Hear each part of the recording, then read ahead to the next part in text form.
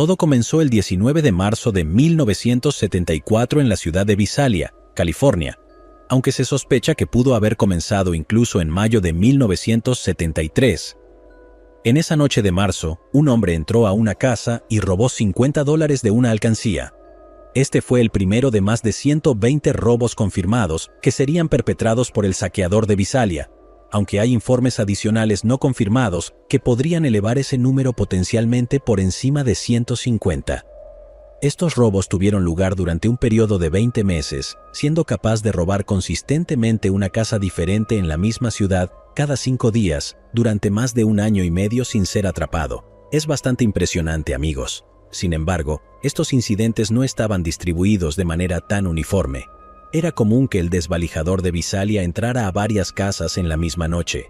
Su racha delictiva más alta en una sola noche fue de 12 casas el 30 de noviembre de 1974. Esto ocurrió el sábado después del Día de Acción de Gracias, por lo que probablemente pudo haber seleccionado viviendas donde los nuevos residentes estaban fuera de la ciudad durante el fin de semana visitando a sus familias. El robo es un delito increíblemente común en Estados Unidos. En promedio, ocurre un robo aproximadamente cada 30 segundos. Los perpetradores son generalmente criminales desorganizados u oportunistas, ya sea que se encuentren en una casa vacía con una ventana abierta o que realicen un intento descuidado de romper y llevarse cosas que puedan vender rápidamente. El desvalijador de Visalia era bastante diferente. Era tan diferente que no había duda de que todos sus crímenes estaban relacionados, incluso si no tenían ni idea de quién era el culpable. Normalmente, una persona que entra a una casa quiere conseguir el botín y salir lo más rápido posible, pero el desvalijador de Visalia tenía un modus operandi muy distinguido, y es que solía sentirse completamente como en casa. Su primera tarea era asegurarse de que nadie lo atrapara. A partir de ahí, el saqueador entraría en una casa mientras la familia estaba fuera de la ciudad o fuera por la noche. Normalmente, ingresaba al domicilio a través de una ventana abierta o desbloqueada, aunque en casos raros entraría por una puerta corrediza forzándola. Una vez adentro, inmediatamente comenzaría a crear puntos de salida alternativos para sí mismo, abriría ventanas adicionales y quitaría las pantallas. Para nuestros oyentes internacionales que no están al tanto, las pantallas se colocan en el exterior de las ventanas para que se puedan abrir sin que los insectos entren a la casa. De este modo, una vez que el desvalijador de Visalia había establecido múltiples puntos de salida posibles, era hora de asegurarse de que tuviera tiempo para usarlos. Latas, tazas y otros objetos aleatorios se colocarían frente a las puertas. De esta manera, si alguien llegaba a casa mientras él aún estaba saqueando el lugar, sería alertado más rápido y tendría más tiempo para escapar sin ser visto. A menudo cerraba las cadenas de las puertas o colocaba una silla bajo el umbral de la puerta principal para ralentizar aún más a alguien que intentara entrar. Con la logística resuelta, era hora de saquear el lugar. Puedes estar pensando que esta atención y cuidado en los detalles seguramente es obra de un profesional, alguien que quiere asegurarse de tener tiempo para localizar y escapar con el artículo más valioso de la casa, pero resulta que el desvalijador de Visalia no lo hacía por el dinero. Claro que robaba cosas, pero la mayoría de lo que tomaba era pequeño e insignificante. A pesar de haber robado 50 de una alcancía en su primer robo confirmado, en realidad ignoraría el dinero en efectivo que se dejaba a la vista. Si una persona dejaba un par de billetes de $20 en su tocador antes de una invasión domiciliaria de su parte, casi con seguridad seguirían allí cuando la persona regresara. Los artículos que el desvalijador de Visalia solía robar caían principalmente en 2 categorías. O bien eran algo sentimental para la víctima, o algo que él podía utilizar en la vida cotidiana. En cuanto a los artículos sentimentales, robaría cosas como anillos de clase, anillos de boda, colecciones de estampillas y monedas, o cualquier joya que estuviera personalizada o grabada de alguna manera. No se centraba en las cosas más caras, sino en las cosas que significaban más para las víctimas. Incluso en el caso de un anillo de bodas, algo que sería bastante caro, el desvalijador de Visalia no tenía absolutamente ninguna intención de venderlos. Los artículos robados a menudo se encontraban abandonados cerca de la casa. Una de sus marcas distintivas específicas era robar un solo pendiente de cada casa que saqueaba, no un par de pendientes, solo uno. En lugar de desecharlo cerca, a menudo dejaba el pendiente en la siguiente casa que invadía. Era extraño y espeluznante, pero el hecho de que ni siquiera se llevara la mayor parte de las cosas que robaba a su casa muestra que no se trataba del dinero, sino simplemente de la criminalidad. Era un hombre malo que quería hacer cosas malas y las hacía solo porque le gustaba hacerlas. En cuanto a los artículos más utilitarios que robaba, también eran generalmente de bajo valor.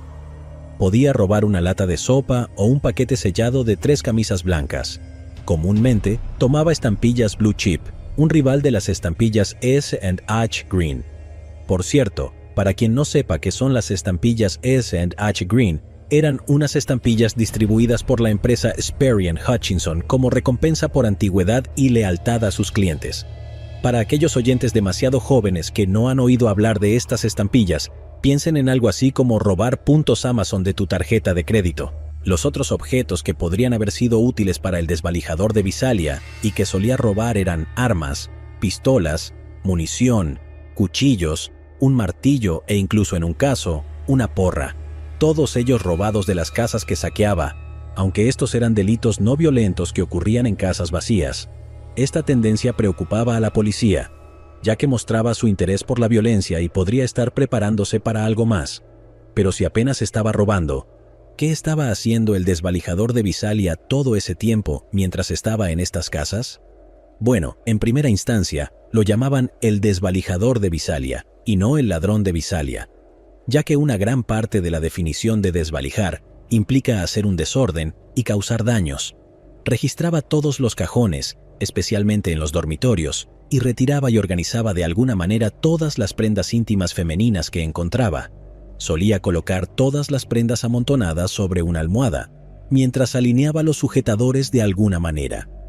A menudo tiraba estanterías de libros, vertía vino en las alfombras y rociaba crema de afeitar por todos los muebles. Por lo general, movía las fotos familiares, colocando algunas específicas para que fueran visibles desde el sofá. Todo este saqueo era agotador, así que mientras estaba allí, también se servía un refrigerio. En resumen, era simplemente un imbécil. Imagina el horror que sentirías si llegaras a casa y descubrieras que alguien había estado en tu salón comiendo tu comida, sentado en tu sofá y usando tu loción para masturbarse con fotos de tu esposa e hija. A pesar de todas las precauciones que tomaba el desvalijador de Visalia, de vez en cuando era visto. En los primeros días de sus crímenes no intentaba cubrir su rostro, por lo que había bocetos del sospechoso. Sin embargo, rara vez era 100% visto, por lo que no podía ser perseguido. Saltaba fácilmente por encima de las cercas y se decía que tenía brazos fuertes y un buen agarre, probablemente por todo eso de masturbarse. La velocidad y agilidad del desvalijador de Visalia parecían contradecir la descripción inicial de la policía sobre el sospechoso, en la que bien podrían haberlo llamado gordo gordito. Lo describieron como alguien con caderas grandes, trasero grande, piernas grandes, muslos gordos y pies cortos y gordos. También mencionaron que medía 1,78, tenía cabello claro, un corte de pelo militar corto y un mentón hendido. Desafortunadamente, hay dos cosas que seguro ya sabes. La primera es que la práctica hace al maestro, y la segunda es que a los criminales les encanta leer sobre sí mismos en el periódico. Si el desvalijador de Visalia no podía encontrar fotos familiares adecuadas en una casa, estoy seguro de que podría haber abierto el periódico y leer un artículo sobre sí mismo para inspirarse mientras se sentaba en el sofá y usar un poco de esa loción de manos. Esto iba a hacer que fuera más difícil atraparlo, porque después de que se crearan los retratos hablados de la policía, tuvo la buena idea de comenzar a usar una máscara de esquí durante sus crímenes. También alteró su apariencia según lo que decían los informes sobre él. Los informes policiales iniciales lo describieron como gordo, así que rápidamente perdió 18 kilos. Dijeron que tenía la piel clara y el pelo corto, así que se bronceó lo más posible y dejó crecer su cabello. Los testigos lo situaron en la adolescencia tardía, aunque ahí no había mucho que pudiera hacer al respecto. Por otro lado, tampoco necesitaba hacerlo. La policía y los testigos revisaron los anuarios de la escuela secundaria, mirando las fotos de todos los que tendrían aproximadamente 18 o 19 años mientras se cometían estos crímenes. No sería hasta unos 40 años después que se dieron cuenta de que ni siquiera estaban mirando los anuarios de la década correcta. Las autoridades buscaban a adolescentes sin darse cuenta de que 6 meses después de la ola de crímenes del desvalijador de Visalia, él celebraría su 30 cumpleaños. La idea de que nadie involucrado en la investigación haya conocido a alguien que luciera realmente joven para su edad, me parece increíble, pero como muchas cosas que vemos en los casos reales, la visión retrospectiva es perfecta. Los saqueos continuaron y también hubo informes de merodeos que tuvieron lugar. Además, se cree que muchos de ellos fueron obra del desvalijador de Visalia vigilando las ubicaciones. Pero no se ha confirmado. Uno de estos merodeos tuvo lugar el 15 de febrero de 1975 fuera de la residencia de los Snelling. Claude Snelling era profesor de periodismo en un colegio cercano. Llegó tarde esa noche, alrededor de las 10, y vio a un merodeador afuera de la ventana de su hija. Claude persiguió al hombre, pero desapareció rápidamente en la oscuridad.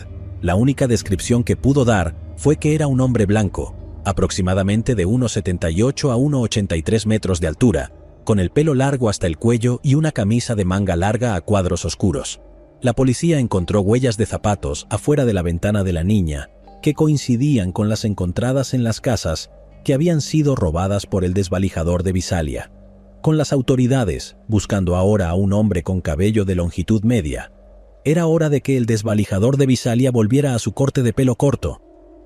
Durante aproximadamente 6 meses, las cosas estuvieron tranquilas para los Snelling. A finales de agosto, alguien volvió a ser visto merodeando cerca de la casa de la familia y rompiendo el auto de Claude. A principios de septiembre, se informaron varios incidentes de merodeo en Whitney Lane, donde vivían los Snelling, y en calles cercanas. El 10 de septiembre, Elizabeth Snelling, una animadora de 16 años, escuchó algo afuera de su ventana. Se levantó para mirar, pero estaba demasiado oscuro para ver algo. El desvalijador de Visalia podría haber estado a pocos metros de distancia de ella, pero ella no tenía ni idea. La próxima noche lo sabría con certeza. Toda la familia estaba dormida cuando Elizabeth se despertó repentinamente con la sensación de ser aplastada y asfixiada.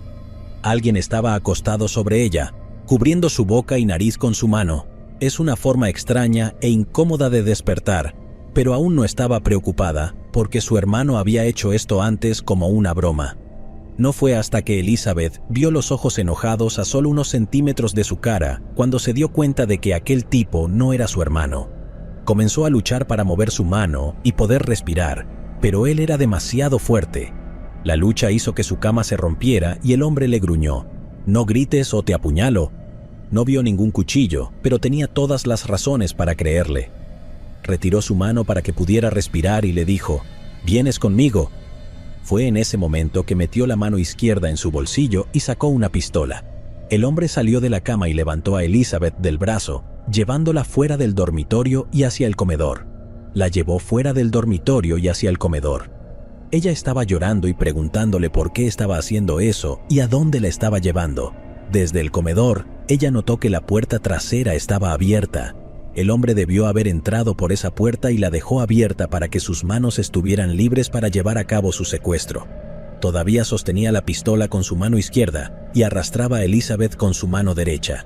Ella estaba aterrada de que pudiera dispararle, pero una vez que vio que la puerta trasera estaba abierta, se dio cuenta de que había algo que la asustaba aún más que un disparo: caminar por esa puerta con este hombre. Se resistió con todas sus fuerzas, haciendo todo lo posible por jalarlo y ralentizar al hombre.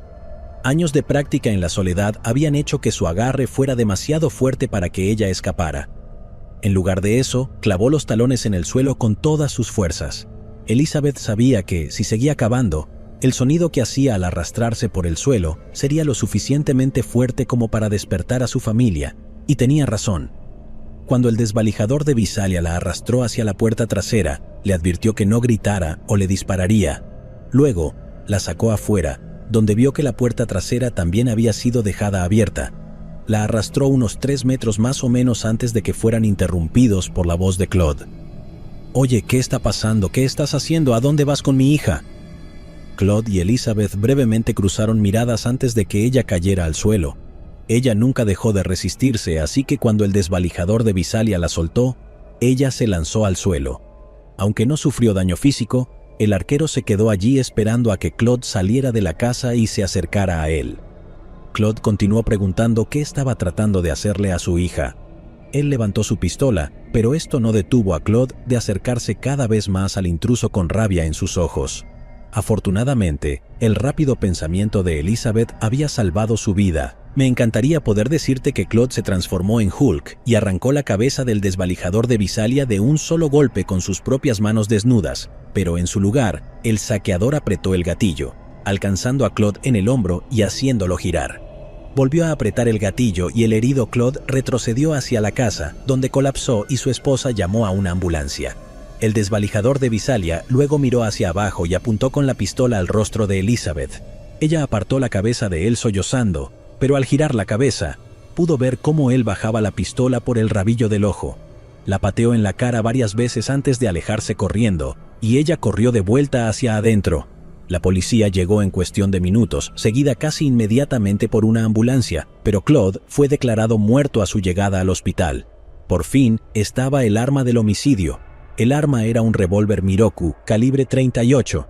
No estoy seguro si realmente encontraron el arma o no, pero no importa. El arma pertenecía a alguien a quien el desvalijador de Visalia había robado 2 semanas antes. Él se presentó y llevó a la policía al lugar donde se había utilizado para práctica de tiro. Los expertos balísticos pudieron igualar las balas disparadas por el dueño con las usadas en el homicidio, confirmando que el desvalijador de Visalia estaba usando armas robadas en lugar de algo que pudiera rastrearse hasta él personalmente. Elizabeth fue entrevistada por la policía 5 veces para obtener una descripción más detallada de su agresor, siendo la última bajo hipnosis. Desafortunadamente, tenía poca información que no se supiera ya. Siendo la única persona que había escuchado la voz de desvalijador de Visalia, la única descripción nueva que pudo ofrecer fue que tenía una voz grave y ronca que sonaba más como un gruñido y que ella describió como masculina. Puede ser la única persona que haya usado esa palabra para describir su voz. El desvalijador de Visalia demostró ser metódico y organizado. Elizabeth mencionó que parecía tranquilo, como si hubiera planeado cada paso de lo que sucedería. Podrías pensar que alguien tan meticuloso se mantendría discreto después de cometer un asesinato, pero estarías equivocado.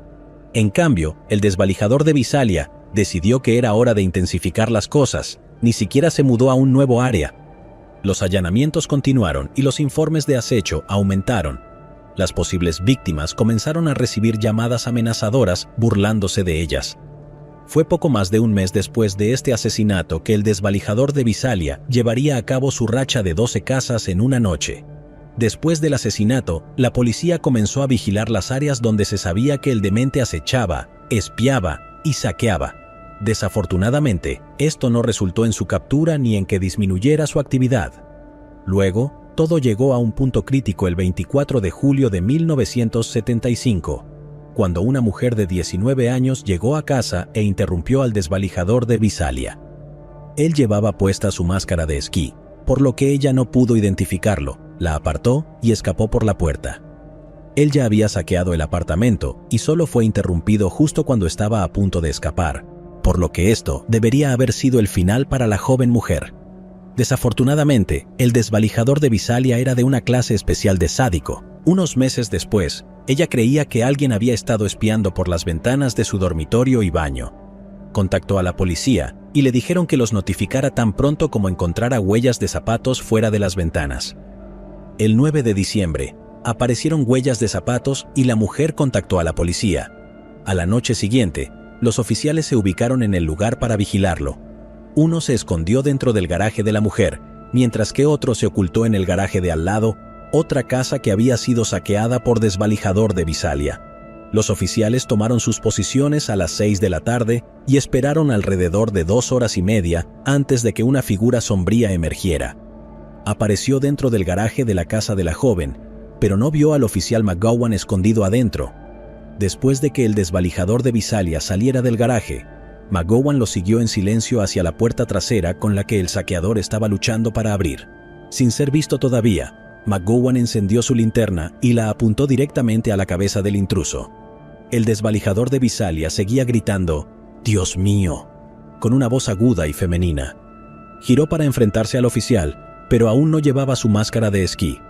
La tenía enrollada en la parte superior de su cabeza, dejando su rostro completamente expuesto. El saqueador se quitó la máscara de la cabeza y la metió en su bolsillo como distracción, antes de girar y correr unos pasos hacia la puerta y usar su impulso para saltarla. McGowan lo siguió saltando la cerca, donde encontró al desvalijador de Visalia corriendo en zigzag y gritando aún como un niño asustado. McGowan disparó 2 tiros de advertencia al suelo mientras el desvalijador de Visalia continuaba corriendo en círculos llorando. «Dios mío, por favor, no me lastimes, oh Dios mío». Pero todo era un engaño. El desvalijador de Visalia puede haberse asustado genuinamente por el oficial de policía y realmente tenía la voz de una niña de 12 años, pero no estaba corriendo y llorando como un cobarde asustado. Estaba calculando. De repente, corrió y saltó la cerca que separaba el patio de la casa adyacente. McGowan no trepó la misma, pero había grandes espacios entre las tablas, por lo que aún podía ver claramente al sospechoso. Mantuvo su linterna grande encendida mientras le gritaba al desvalijador de Visalia que levantara las manos o dispararía. Ambos dejaron de correr y se alinearon a solo unos metros de distancia. El saqueador estaba de costado, con solo su lado derecho visible para el oficial, y tenía la mano levantada diciendo: «Mira, mis manos están arriba», mientras su mano izquierda se metía en el bolsillo fuera de la vista de McGowan. Antes de que pudiera reaccionar, el desvalijador de Visalia sacó su arma con la mano izquierda y disparó directamente a McGowan. Creyendo que acababa de romper la regla más importante de un delincuente, nunca matar a un policía, el desvalijador de Visalia hizo lo único que un asesino buscado podría hacer en esa situación. Se dio la vuelta y se alejó casualmente. Por supuesto, estaba en el patio trasero de un tipo al azar, y ese tipo al azar escuchó el disparo.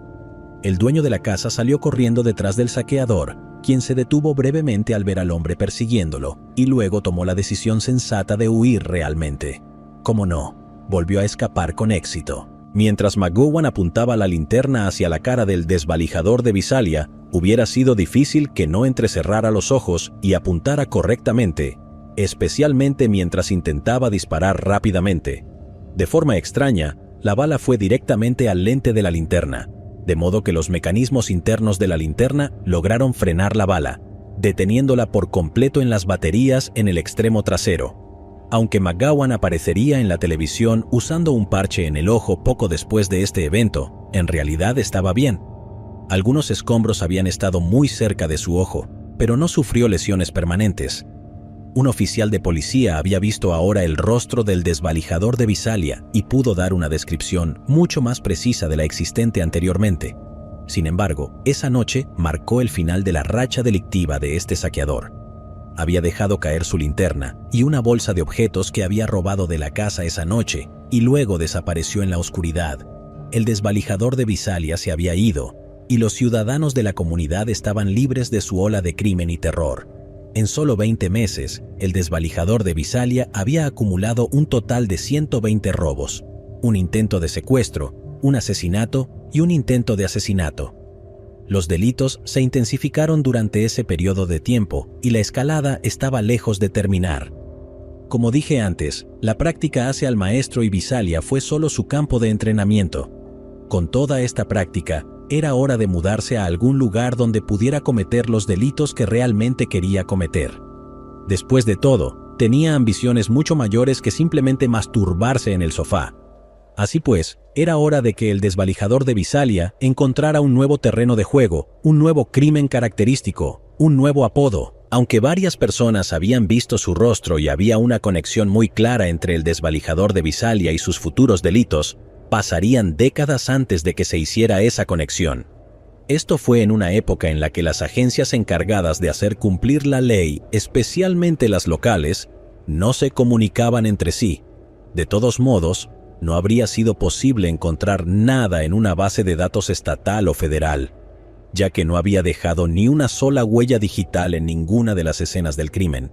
Nadie habría sospechado que estaba a punto de haber un nuevo delincuente en serie y completamente no relacionado, con crímenes mucho peores que robar objetos de poco valor de las casas de las personas. Todo comenzó semanas, si no meses, antes del primer crimen denunciado. Una mujer que vivía en Rancho Cordova, un suburbio al este de Sacramento, sentía que la estaban observando. Había notado el mismo automóvil oscuro pasar varias veces por su casa y una noche creyó que había un intruso en su propiedad. También recibió varias llamadas telefónicas en las que la persona que llamaba colgaba de inmediato. El 18 de junio de 1976, 6 meses después de que el desvalijador de Visalia desapareciera por completo, la mujer de 23 años de Rancho Córdoba fue despertada por una linterna que brillaba directamente en su rostro.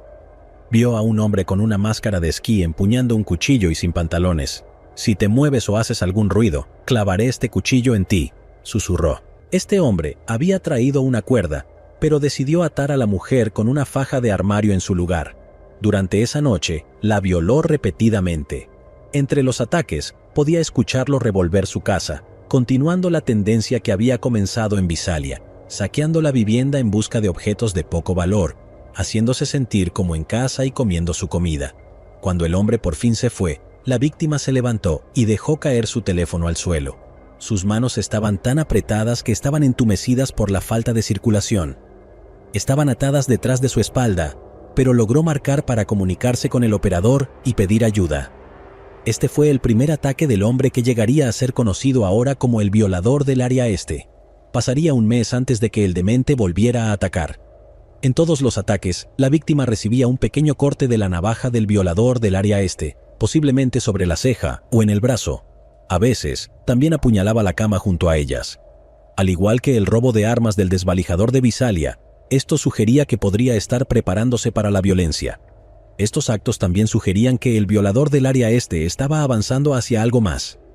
Ya había matado a una persona y había intentado matar a otra, pero esos fueron actos de autodefensa para evitar ser capturado. Aún no había buscado activamente una víctima para asesinar. Habría 4 violaciones más en octubre, incluyendo 2 en el mismo día. Estaba acelerando el ritmo y estaba claro que este era un tipo de delincuente diferente. Las autoridades pudieron darse cuenta de inmediato de que los ataques habían sido perpetrados por la misma persona, pero los 4 ataques en octubre resaltaron por lo inusuales que eran.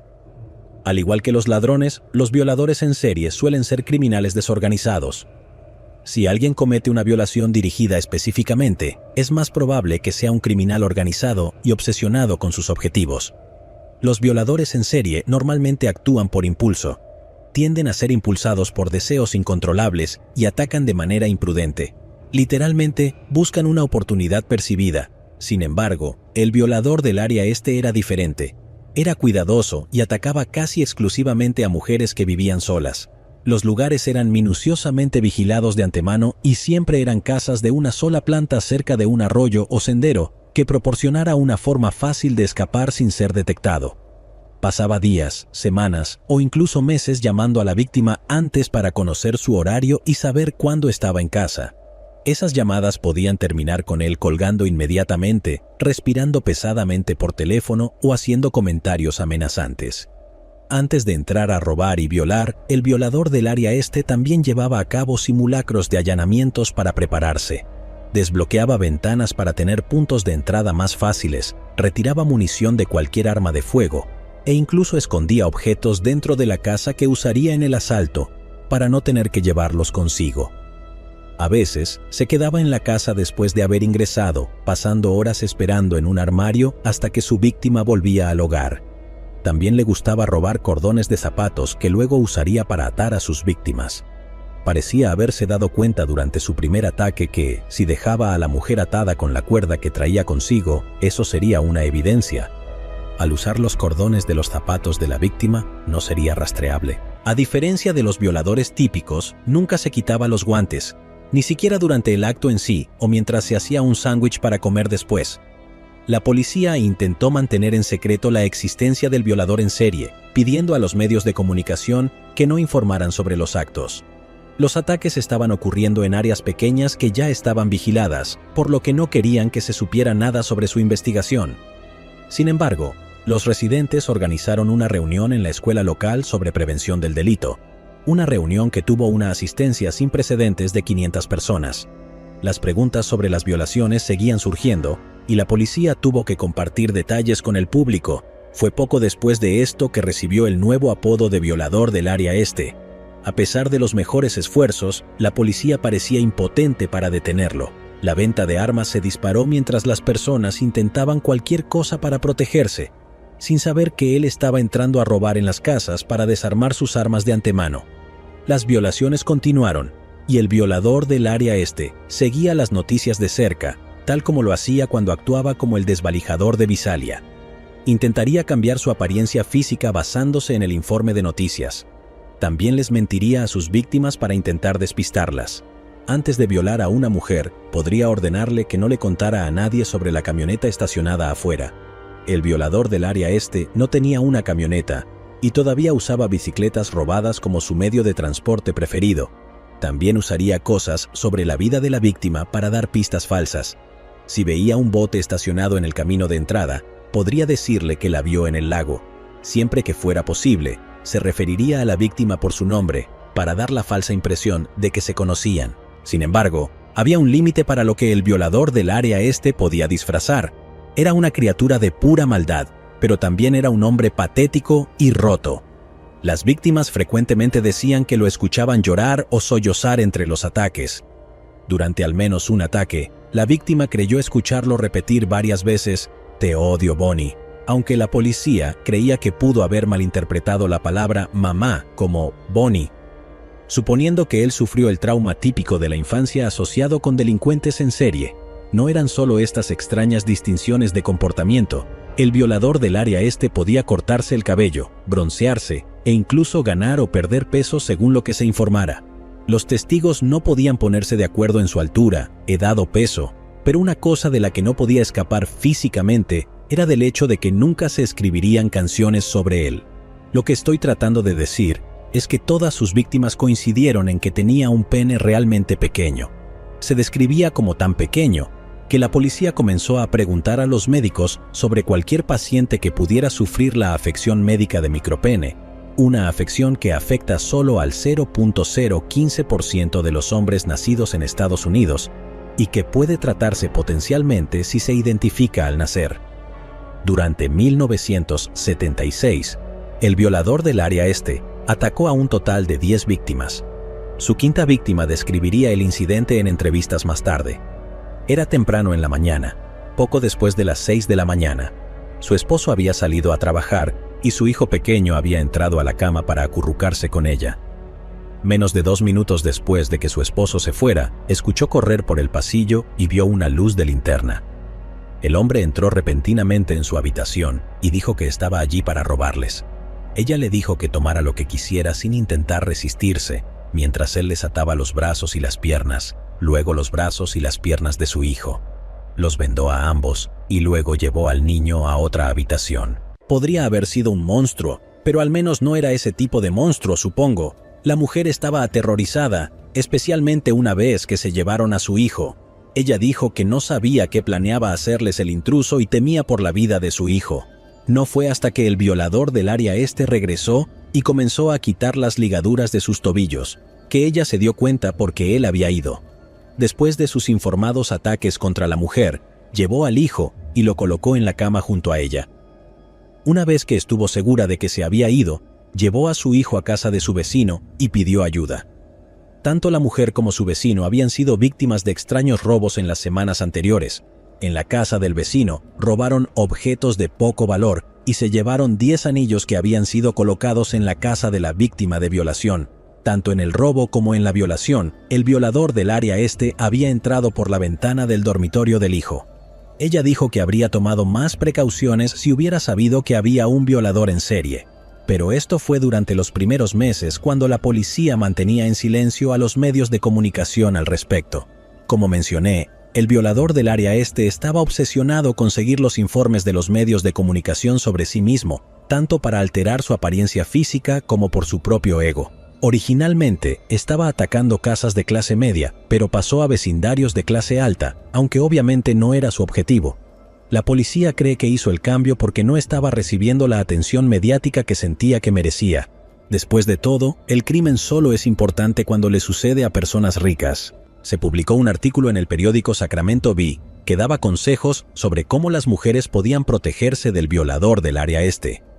Una de las cosas que el artículo señalaba era que nunca atacaría a una mujer si había un hombre en la casa. Él leyó el artículo y pensó para sí mismo, bueno, veremos eso, ¿no? Casi inmediatamente después del artículo, comenzó a dirigirse exclusivamente a hogares donde había hombres presentes. La primera víctima fue una niña de 13 años que estaba despierta tarde viendo televisión en la sala de estar mientras su padre y su hermana mayor dormían. El violador del área este entró en la casa, la violó en la sala de estar y luego se fue. A diferencia de sus intentos anteriores, donde se tomaría su tiempo en la casa durante y después de los ataques, esta vez solo estuvo en la casa durante unos 45 minutos. En una declaración bastante extraña a la prensa, un teniente de la policía dijo que el hombre entró, ató a la niña y la violó, pero no molestó a nadie más en la residencia. Es cierto que los demás estaban dormidos y no sabían lo que estaba sucediendo, pero algo en la elección de palabras del oficial y su falta de emoción robótica al entregarlas me hicieron sentir muy incómodo. Aunque el violador del área este ahora se dirigía exclusivamente a hogares donde había hombres presentes, esta fue la única vez en la que el hombre no fue consciente de los crímenes que se estaban cometiendo. Cometió 11 violaciones seguidas dirigidas a parejas, y su modus operandi era el mismo cada vez. Él entraría a la casa y la pareja se despertaría para ver a un hombre parado sobre ellos con una linterna en sus ojos. El hombre entonces produciría ligaduras hechas de cordones de zapatos pertenecientes a la pareja, obligaría a la mujer a atar a su pareja, instruyéndola sobre cómo hacerlo, luego la ataría él mismo. Siempre los ataría tan fuertemente que les dejaría moretones en las muñecas, y luego procedería a volver a atar a los hombres para asegurarse de que estuvieran suficientemente atados. Una vez que la pareja estaba atada, los llevarían a habitaciones separadas. Haría que el hombre se acostara boca abajo o se pusiera en posición de cuclillas, y luego apilarían platos y tazas en su espalda. Instruirían al hombre que si escuchaba que la porcelana vibraba o se rompía, él los mataría inmediatamente a ambos. Luego regresaría a la habitación adyacente, donde violaría repetidamente a la mujer, tomando descansos para revolver la casa, prepararse algo de comer o tomar cerveza. Ya se especulaba que el violador del área este había sido miembro del ejército, y esto solo afianzaba aún más esa teoría en la mente de las autoridades. Testigos dijeron que tenía el comportamiento de un hombre militar, y el lenguaje utilizado era algo comúnmente usado en Vietnam. También había 4 bases militares en el área donde ocurrían las violaciones, y se creía que el violador del área este era local de la zona. El 18 de marzo, la oficina del sheriff del condado de Sacramento recibió 3 llamadas telefónicas entre las 4:15 y las 5 de la tarde. En las 2 primeras llamadas, el interlocutor dijo ser el BAE y rió antes de colgar. En la tercera llamada dijo: «Soy el violador del este y ya tengo a mi próxima víctima acechada. Ustedes no pueden atraparme. No creo que este tipo sea estúpido. Pienso que está confundiendo a todos usando las palabras equivocadas o es una llamada falsa, una broma». Tenía razón, y esa noche a las 10:45 reclamó a su próxima víctima. En 1977 ya había atacado 13 veces para mayo, a pesar de los esfuerzos de todos por prevenirlo. Se colocaron cámaras de vigilancia y se instalaron luces de inundación en los vecindarios donde había atacado o se creía que podría atacar a continuación. Los residentes recortaron sus arbustos para que no hubiera muchos lugares para esconderse y organizaron grupos de vigilancia vecinales. La vigilancia policial y las vigilias agotaron todo su presupuesto de horas extras para el año en abril y nada parecía ayudar. El 17 de mayo, el violador del área este cometió su primer ataque que parecía ser personal. La policía vio a un hombre al costado de la carretera con cordones de zapatos colgando de sus muñecas. De inmediato reconocieron que era un hombre llamado Frank, alguien que había estado en la reunión del ayuntamiento 6 meses antes. Frank había llamado la atención cuestionando la existencia del violador del área este y proclamando en voz alta que ninguna mujer podía ser violada si había un hombre en la casa. No solo las personas creían que la esposa de Frank había sido violada para demostrar un punto, sino que también demostró algo mucho más aterrador para ellos. El violador había sido una de las 500 personas en esa reunión. Hubo una violación más ese mes y luego ocurrió algo, o más bien, no ocurrió nada. Los meses de junio, julio y agosto no hubo más ataques del violador del área este, lo que llevó a especular que era maestro o tenía algún otro tipo de profesión que implicaba tomar vacaciones de verano.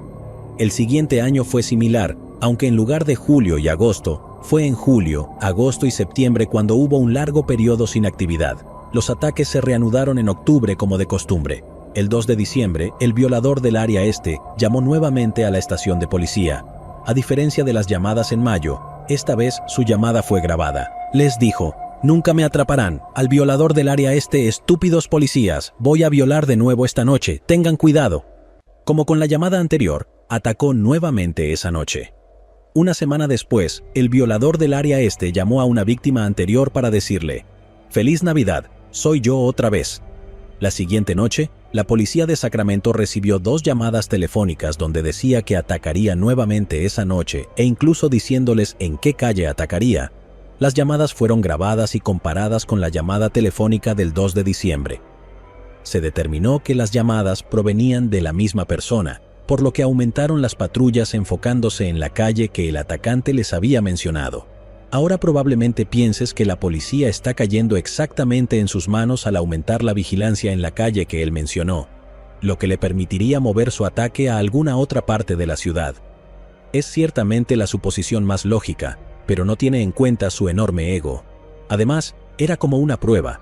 Si no tomaban la amenaza en serio, significaría que él podría burlarse de ellos diciéndoles los momentos y lugares exactos de sus ataques, sabiendo que patrullarían en otro lugar esa noche. Alrededor de las 2:30 de la madrugada, vieron a un hombre con una máscara de esquí y montando una bicicleta robada cruzar un puente en la calle que el violador del área este había mencionado en la llamada telefónica. La policía lo persiguió, pero logró eludirlos. Volvieron a ver al hombre alrededor de las 4:30 de la madrugada, pero esta vez abandonó la bicicleta y huyó a pie. Sin embargo, logró evadir su captura. Ahora sabía que no solo la policía aparecería si les decía dónde atacaría, sino que tampoco se darían por vencidos si pensaban que ya lo habían ahuyentado esa noche. ¿Y por qué lo harían?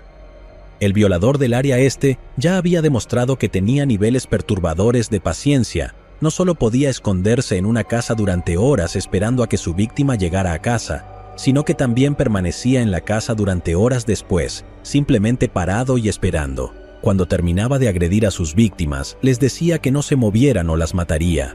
En una de esas instancias, una mujer fue violada y luego su hija fue devuelta a la cama después de que hubieran pasado horas, y la mujer estaba segura de que el intruso por fin se había ido. Le preguntó a su hija si estaba bien, y la hija respondió «Shh», antes de que el violador del área este saliera de las sombras, mostrando que ni siquiera había salido de la habitación.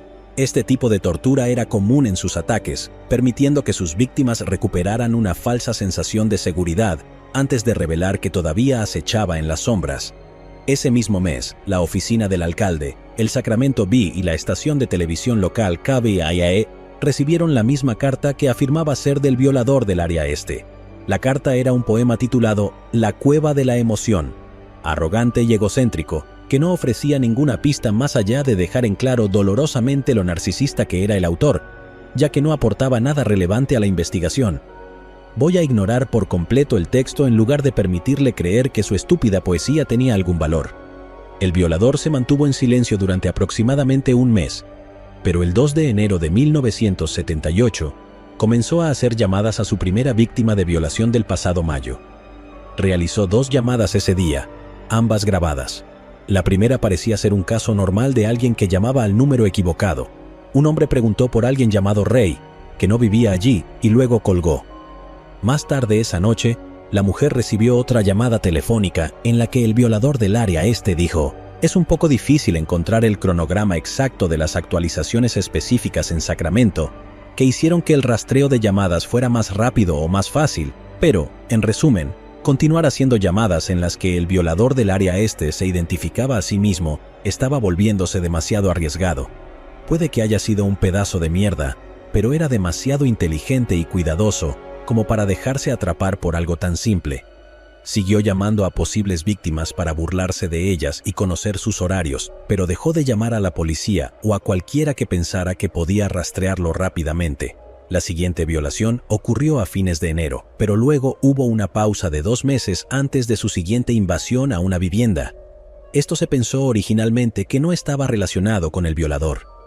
Una joven pareja, Brian y Katie, estaban paseando a su perro alrededor de las 9 de esa noche. Brian estaba asignado en la cercana base de la Fuerza Aérea de Mather y acababa de recibir un ascenso. La pareja pensó que iban a tener una gran noche, pero se encontraron con un merodeador que llevaba una máscara de esquí y ropa oscura. Un testigo describió lo que habían visto desde la ventana de la casa. Brian, que claramente era físicamente superior al merodeador, y varios centímetros más alto que él, inmediatamente lo persiguió. Corrió tras el hombre hasta un patio trasero cercano y lo estaba alcanzando cuando de repente el merodeador se dio la vuelta y le disparó. Luego corrió de regreso alrededor de la casa y persiguió a Katie, quien ahora huía, antes de dispararle también. Aquí, el violador del área este se cobró a su segunda y tercera víctimas mortales, pero una vez más actuó por autodefensa. Puede que no estuviera buscando a personas para matar, pero ahora estaba probando el sabor de ello. Las amenazas que el violador del área este hacía durante sus violaciones solo iban en aumento. Les daba a sus víctimas mensajes para dar a la policía y les decía que, si no veía las palabras impresas en el periódico al día siguiente, volvería y las mataría. Aunque inicialmente esos asesinatos no se relacionaron con el violador, la policía encontró ligaduras hechas con cordones de zapatos cerca de la escena. Algunos ya sospechaban que era la misma persona desde el principio, dada la cercanía de los asesinatos al área donde el violador del área este solía atacar a sus víctimas. Aparte de la pausa de 3 meses en verano, los ataques continuaron como lo habían hecho durante el resto del año. Había estado operando casi exclusivamente en el condado de Sacramento, aunque había pasado más tiempo expandiéndose a otros condados vecinos después de su regreso en octubre. El 9 de diciembre de 1978, tras la investigación de otra violación, la policía encontró 300 páginas en la ubicación donde la gente había notado un automóvil estacionado sospechosamente. Se creía que las páginas habían sido dejadas por accidente por lo extremadamente improbable, ya que las notas se referían como las páginas de una tarea. Aunque el violador del área este y el desvalijador de Visalia disfrutaban robando objetos de poco valor con significado personal para el dueño. Nunca se había informado de tareas robadas. Se creía que estas páginas habían sido escritas por el mismo violador del área este, lo cual es casi seguro, pero la idea de que las dejó por accidente era una conclusión audaz. Nuevamente, me doy cuenta de que estoy trabajando con la ventaja de la retrospectiva, pero la idea de que esto fue un accidente es extremadamente inverosímil. Él ni siquiera llevaría su propia cuerda para atar a las víctimas. ¿Por qué estaría cargando con su tarea de sexto grado? Además, nunca sacaba su automóvil durante sus crímenes, confiando en bicicletas robadas en su lugar. Parece imposible creer que esto fuera algo más que evidencia falsa para despistar a la policía, como sus comentarios a las víctimas sobre la camioneta que tenía afuera. La primera de las páginas de la tarea era un ensayo sobre el general George Armstrong Custer. La segunda página a menudo se titula según la primera línea. Loco es la palabra en ella. El autor habla sobre cuánto odiaba a su maestro de sexto grado, probablemente tratando de crear una falsa historia detrás de sí mismo, para enviar a la policía por un agujero de conejo investigativo.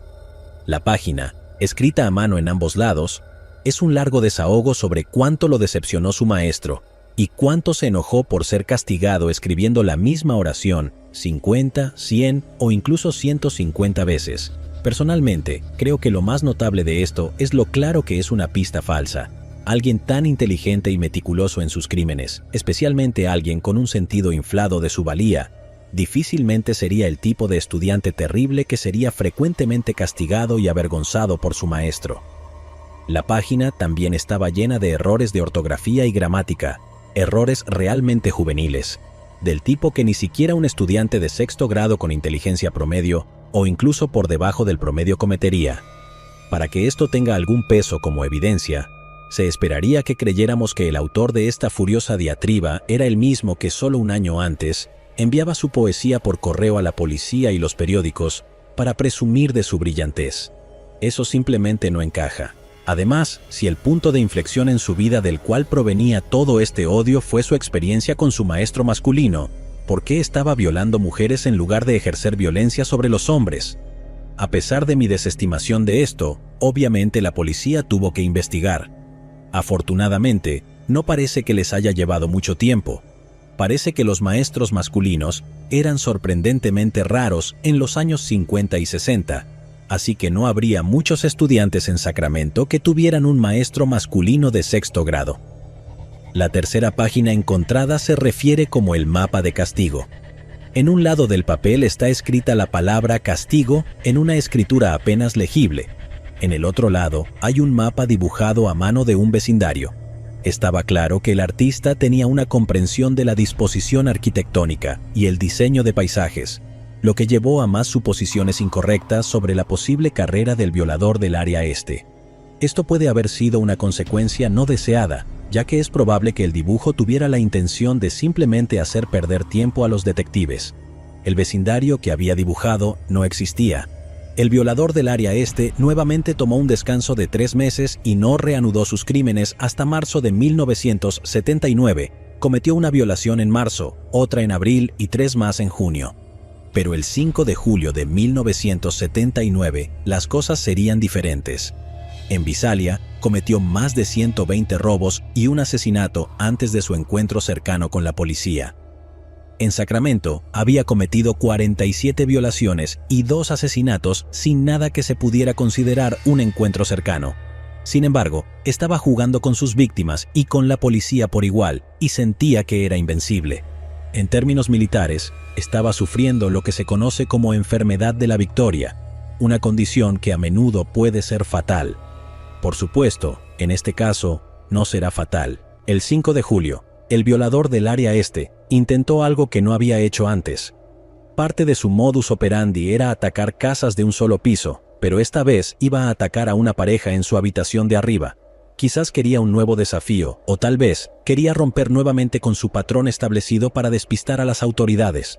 Su razonamiento no está claro, pero es en gran medida irrelevante. Entró a la casa y comenzó a revolver en los cajones del dormitorio mientras completaba su ritual previo al asalto. Algo debió de haber sucedido. Tal vez chocó con un cajón o pateó accidentalmente un mueble. Lo que sea que haya sido, algo despertó al esposo que dormía justo cuando el violador del área este se bajaba la máscara, con los cordones de los zapatos colgando de sus manos. Cuando el oficial McGowan se encontró con el desvalijador de Visalia en su último intento de allanamiento, el desvalijador de Visalia aún no se había bajado la máscara. Parece que el criminal no había aprendido la lección, aunque este era un hecho del que la policía que investigaba aquí no tenía conocimiento. Muchas de sus víctimas dijeron que el violador del área este parecía amenazarlas, pero parecía que estaba leyendo líneas de un guión. Lo que no había tenido en cuenta era que él no era el único que ensayaba. Sus objetivos estaban muy conscientes de la serie de robos y violaciones en la zona, todos lo estaban, y la pareja seleccionada para el asalto de esa noche tenía un plan para este evento. Una gran parte de mí desea que su plan hubiera incluido dispararle al intruso en la cara para que su historia terminara allí misma. El esposo se levantó de la cama gritando al intruso a todo pulmón. ¿Quién demonios te crees que eres? ¿Qué diablos estás haciendo aquí? Se acercó al violador del área este, quien simplemente dio un paso atrás.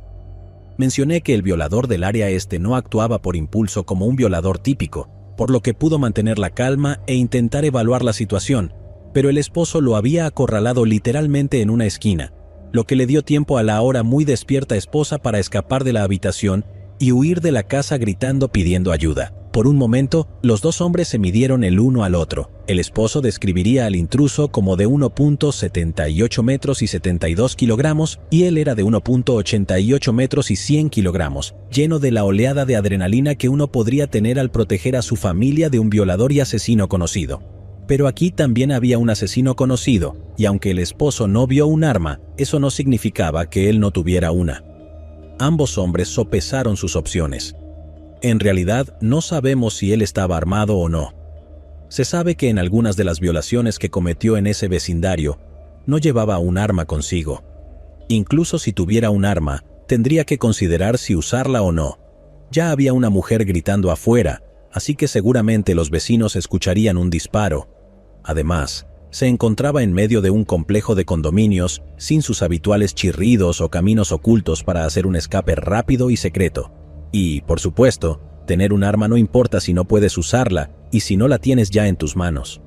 Estaba mirando a un hombre mucho más grande, así que no había garantía de que pudiera sacar un arma y disparar sin que le desarmaran y posiblemente le dispararan a él mismo. Al final, el esposo decidió no arriesgar su vida y el violador del área este eligió priorizar evadir la captura por encima de todo. El esposo le dijo, «Si te vas ahora, puedes irte», y luego salió corriendo de la habitación para unirse a su esposa que gritaba afuera. Un vecino había salido a investigar el alboroto, pero nadie vio a el violador del área este escapar. Se trajeron perros policía para rastrear su olor, pero para ese momento ya se había ido hace mucho tiempo. Para aquellos en el complejo de condominios era como si hubiera desaparecido en el aire. Admito que el plan de la pareja no era perfecto para mantenerlos vivos, que obviamente era la prioridad número 1, pero ¿y qué pasa con su próxima víctima? ¿No podrían haber tenido un plan más violento que asegurara que no hubiera futuras víctimas? Pero sí, como dije, lo del arma tal vez, pero esto fue aún un susto muy cercano para el violador del área este, demasiado cerca para su gusto. Si en realidad no estaba armado, este fácilmente podría haber sido su último crimen. Incluso si estaba armado, aún no hay garantía de que ganaría esa pelea. Lo peor de todo es que el esposo pudo haber visto su rostro. No es como si fuera la primera vez que alguien veía su rostro, pero cuantas menos personas lo vieran, mejor. Fue un susto demasiado cercano. Pasaron días después del asalto fallido sin más informes de violación o acecho por parte del violador del área este. Los días se convirtieron en semanas y luego en meses. De todos modos, era su descanso de verano habitual. Pero los meses se convirtieron en más meses y luego en años. Según los residentes del condado de Sacramento y los condados vecinos, esto era el fin del violador del área este. Pasarían más de 20 años antes de descubrir que simplemente se había mudado a otra ciudad y dejó que los medios cambiaran su nombre nuevamente. Después de su descanso de verano tradicional, el violador del área este estaba listo para continuar su serie de crímenes. Sin embargo, era hora de hacer algunos cambios. Primero, sus crímenes ahora tendrían lugar en el condado de Santa Bárbara, en el sur de California, a casi 644 kilómetros de donde el violador del área este había estado activo. Al igual que su mudanza de Visalia, era lo suficientemente lejos como para que las autoridades no hicieran la conexión a pesar de un modus operandi similar. Era hora de un nuevo tipo de delito. El desvalijador de Visalia había comenzado con robos, luego el violador del área este agregó violaciones a su lista. Había asesinado a personas mientras operaba bajo ambos nombres, pero eran asesinatos que consideraba necesarios para su autopreservación. Esta vez, sus robos incluirían asesinato premeditado. También significaba que su ritmo tendría que disminuir nuevamente. En Visalia promediaba 6 robos al mes. En Sacramento promediaba un poco más de una violación al mes. Ahora solo haría 2 intentos al año, lo cual sigue siendo mucho, pero supongo que podría haber sido peor. El último cambio fue el nombre que los medios le dieron. Hasta donde todos sabían en ese momento, este era el tercer delincuente serial no relacionado. Al principio se le dio el nombre de El Acechador de la Noche, pero cuando Richard Ramírez apareció en escena en 1984, él también recibió ese nombre. Esto significaba que nuestro asesino fue renombrado como El Acechador Nocturno Original. Por supuesto, tengo serias objeciones a ese nombre, porque todos sabemos que el Acosador de la Noche original fue Kolchak en 1974. El 1 de octubre de 1979 marcó el primer ataque en el condado de Santa Bárbara, en la ciudad de Goleta. Fue el primer intento de asesinato premeditado del acechador nocturno original, y fue un desastre total. Alrededor de las 2 de la madrugada, él les gritó a sus víctimas esperadas que se despertaran y les ordenó que se acostaran boca abajo o los mataría. Como de costumbre, hizo que la esposa atara al esposo antes de atarla a ella misma. Luego volvió a asegurar los nudos de las ataduras del esposo para asegurarse de que estuvieran lo suficientemente apretados antes de exigirles dinero. La mujer dijo que su bolso estaba en la cocina. El acechador nocturno original revisó el lugar de la misma manera que había estado haciendo durante 5 años. Luego regresó e insistió en que no podía encontrar su bolso. Ella le dijo exactamente dónde estaba en la cocina, pero él la desató de los tobillos y le dijo que lo acompañara. Una vez en la sala de estar, le ordenó que se acostara y le volvió a atar los tobillos antes de decirle que se diera vuelta. Ella había estado durmiendo desnuda y él ahora usaba una linterna para examinar su cuerpo de arriba a abajo. Ella no podía verlo, pero podía escuchar que él se estaba lubricando. Se arrodilló junto a ella y le puso un par de pantalones cortos sobre la cabeza como venda antes de volver a la cocina. Mientras caminaba por la casa, se le podía escuchar murmurando los mataré, para sí mismo. Ya le había dicho que le cortaría la garganta, así que cuando ella escuchó su murmullo y llegó al final del pasillo, logró ponerse de pie aún atada y con los ojos vendados. Saltó en dirección a la puerta principal, tropezando y chocando contra una pared. Lo bueno de chocar contra la pared es que no es el suelo, por lo que pudo recuperar rápidamente el equilibrio y continuar saltando hacia la puerta. Cuando llegó cerca de la puerta, las ataduras alrededor de sus tobillos se soltaron. Logró abrir la puerta y salió corriendo gritando. Desafortunadamente, aún no podía ver y terminó chocando directamente contra el costado de su propia casa. Al escuchar los gritos de su esposa, el esposo pensó que la estaban asesinando, así que se lanzó heroicamente de la cama y de inmediato saltó hacia la puerta de vidrio corrediza, saliendo valientemente y poniendo su seguridad por encima de la de ella. Sé que en realidad no podría haber hecho nada contra de todos modos, pero no hay mucho espacio para el sarcasmo ligero en este episodio, así que lo aceptaré donde pueda. Cuando la mujer chocó con la casa, el acechador nocturno original se acercó por detrás y la tiró al suelo, cubriéndole la boca y presionando un cuchillo contra su garganta, recordándole que se mantuviera en silencio. La llevó de vuelta al interior y le ató los tobillos, pero en ese momento escuchó un ruido fuerte. El esposo había saltado hasta el patio y se había lanzado con todas sus fuerzas contra la cerca para entrar en el patio de su vecino. Esto en realidad no funcionó, y el sonido que el acechador nocturno original escuchó fue el esposo rebotando en la cerca y colapsando en el suelo. Afortunadamente, aterrizó en las sombras detrás de unos arbustos. Así que cuando el acechador nocturno original salió a investigar con su linterna, no pudo encontrar a la posible víctima. El vecino había escuchado el intento de destruir su cerca y había encendido sus luces y salido afuera para gritar y averiguar qué era todo ese alboroto. Mientras el acechador nocturno original estaba distraído, la esposa logró liberar nuevamente sus tobillos. Corrió por el pasillo y esta vez la venda en los ojos comenzó a caerse, así que al menos pudo ver parcialmente. Salió corriendo directamente por la puerta principal y se paró frente a un automóvil que pasaba, gritando, pidiendo ayuda y aún desnuda. Por suerte, un agente del FBI fuera de servicio vio a un hombre con una máscara de esquí huir de la escena en una bicicleta que casualmente había sido robada de un oficial de libertad condicional. El agente lo persiguió, pero lo perdió cuando el sospechoso abandonó la bicicleta y comenzó a saltar vallas antes de escapar a través del patio de la escuela. Fue un desastre total. Había violado fácilmente a decenas de personas en el pasado, pero por alguna razón, todos de repente decidieron luchar de alguna manera.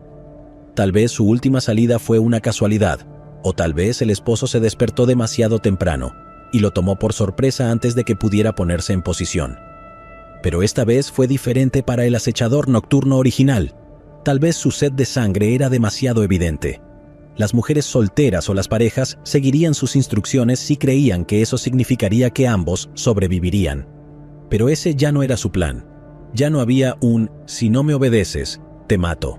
Se arrodilló junto a su última víctima, le vendó los ojos con un par de pantalones cortos y le dijo, «Ahora te voy a matar». El acechador nocturno original subestimó cómo reaccionarían las personas ante este cambio de actitud. Resulta que cuando hacer nada significa una muerte segura, la gente casi indudablemente hará algo, como lanzarse de cabeza a una pared o cerca. A finales de diciembre, el acechador nocturno original estaba listo para atacar de nuevo y no iba a cometer los mismos errores que la última vez. Esta vez atacaría un complejo de condominios cerca de su ataque anterior. Sin embargo, en lugar de grandes bloques de condominios, los edificios estaban construidos en pares. Había 2 condominios uno al lado del otro. Luego grandes áreas arboladas entre cada par de condominios, lo que los aislaba razonablemente. El condominio junto a sus objetivos estaba desocupado. Él se metió en el edificio vacío y esperó. Solo Dios sabe por cuánto tiempo. Una vez que las luces se apagaron en el edificio de al lado, era hora de que él entrara. La forma en que la puerta corrediza del patio había sido forzada indica que el acechador nocturno original estaba actuando más movido por la emoción que antes.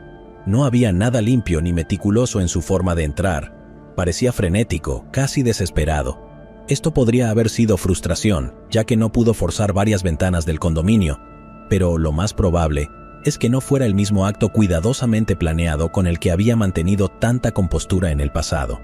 En el dormitorio dormían el Dr. Robert Offerman y la Dra. Deborah Manning. Algo los despertó, pero no era el acechador nocturno original parado sobre ellos con una linterna, como había sido el caso en sus ataques anteriores. Las joyas de Deborah se encontraron escondidas detrás de la cama, lo que indica que ella se despertó a tiempo para ocultarlas. Tal vez el intruso había golpeado un mueble. Tal vez La fuerza con la que había forzado la puerta había hecho que la pareja se despertara y se quedaran en la cama, esperando que el ladrón se llevara lo que quisiera y los dejara en paz. Cuando el acechador nocturno original entró en el dormitorio, siguió su modus operandi estándar. Comenzó haciendo que Deborah atara las muñecas de Robert y luego que ella misma se atara. En lugar de cordones de zapatos, el acechador nocturno original había llevado consigo un cordel, como en el ataque anterior en octubre. En aquel entonces, las agencias de aplicación de la ley no se comunicaban mucho, pero los cordones de zapatos serían demasiada coincidencia para ignorar. Su uso se había informado públicamente, así que seguramente alguien habría hecho la conexión. Sin embargo, parecía que Robert logró liberarse de las ataduras que Deborah le había hecho y se abalanzó sobre el agresor. Inmediatamente recibió un disparo en el pecho, lo que hizo que diera un giro y cayera al suelo muerto. Luego le disparó a Deborah en la parte posterior de la cabeza, ejecutándola. Los vecinos habían escuchado los 5 disparos, pero ¿eran disparos?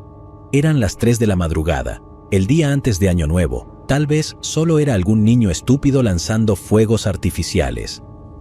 Ninguno de los que escucharon los disparos se molestó en llamar a la policía. No fue hasta más tarde, cuando la pareja no respondía al teléfono, que se llamó a la policía para investigar. Según lo que sabían, la policía llegó a algunas conclusiones bastante razonables sobre estos asesinatos.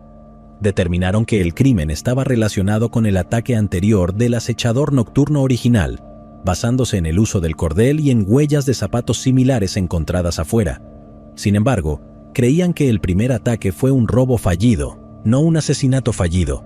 La pareja había escuchado cómo el intruso se llevaba sus pertenencias y él seguía exigiendo saber dónde estaba el dinero. El día antes de los asesinatos reales, habían ocurrido una serie de 5 robos, todos con el mismo modus operandi de forzar la puerta corrediza.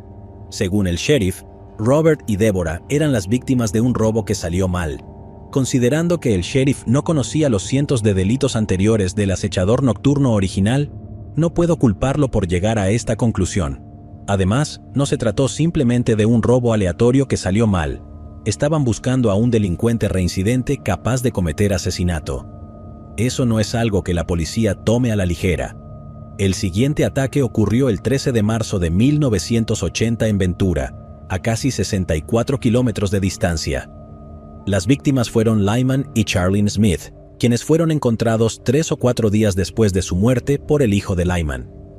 Charlene había sido violada y la pareja fue golpeada hasta la muerte, con sus cabezas destrozadas por un tronco del montón de leña al costado de la casa. Su modus operandi había cambiado drásticamente. La policía no hizo ninguna conexión con los ataques en goleta al principio. El distintivo cordón de cuerda no había sido utilizado. En su lugar, los ataron con cordón de cortina de la casa. Lo más notable fue el nudo de diamante elaborado que fue utilizado, que generalmente solo es usado por marineros o decoradores de interiores, la profesión de Charlene. Esto llevó a que el asesino fuera brevemente conocido como el asesino del nudo de diamante, antes de ser relacionado con el acechador nocturno original. A excepción del hombre que habló en la reunión del ayuntamiento en Visalia, el acechador nocturno original, sin importar el nombre bajo el que operaba, elegía a sus víctimas al azar. Lo cual es genial para un criminal, ya que no solo no puede ser relacionado con la víctima por ningún motivo, sino que puede haber muchas otras personas que tuvieron motivos para querer a esa persona muerta. Lyman era un abogado establecido y estaba en la lista corta para ser nombrado en una vacante en la Corte Suprema de California. Charlene era su antigua secretaria y ahora su segunda esposa, pero él era su tercer esposo. Ella empezó a engañarlo casi de inmediato después de su matrimonio, comenzando con el alguacil adjunto que no sabía que ella estaba casada. Puede que haya sido una coincidencia, ya que el violador del área este había utilizado el nudo de diamante al menos en una ocasión, pero la policía no pudo pasar por alto el simbolismo percibido.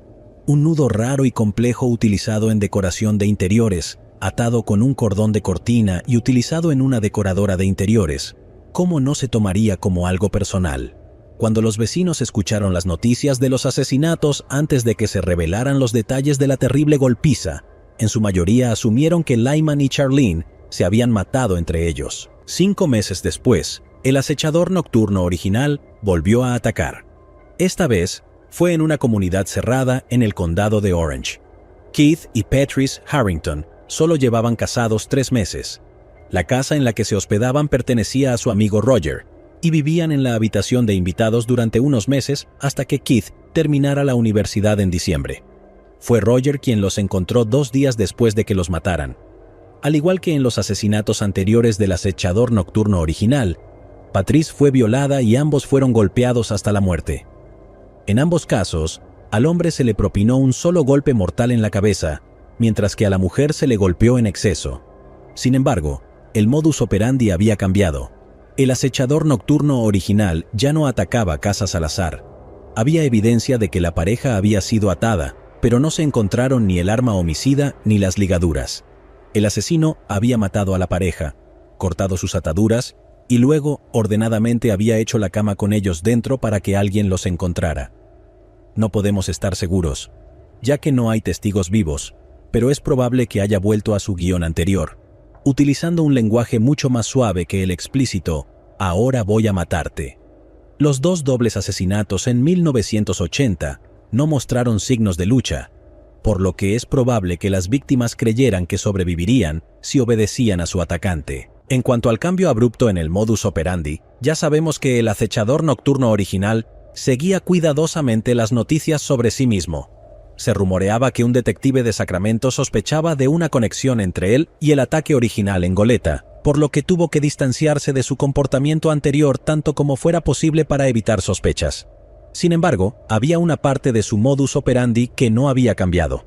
En ese momento, nadie se dio cuenta, pero el acechador nocturno original seguía robando un solo pendiente y dejándolo en la casa de la siguiente víctima. La diferencia era dónde lo dejaba. En lugar de dejarlo a la vista para llevar a cabo su acecho, el acechador nocturno original lo colocaba en los tejados de las casas, saltaba de un tejado a otro para realizar su vigilancia. Es posible que los residentes escucharan el ruido, pero simplemente asumían que era un animal. Estos eran vecindarios seguros. ¿Por qué sospecharían que había un criminal en sus tejados? No sería hasta mucho tiempo después que la gente empezó a encontrar pendientes abandonados al limpiar las canaletas. El 6 de febrero de 1981, la policía llegó a la casa de Manuela y David Whithun. David no había podido comunicarse con su esposa por teléfono, así que llamó a la madre de Manuela para que la visitara. Ella encontró a su hija asesinada en la cama y contactó a la policía.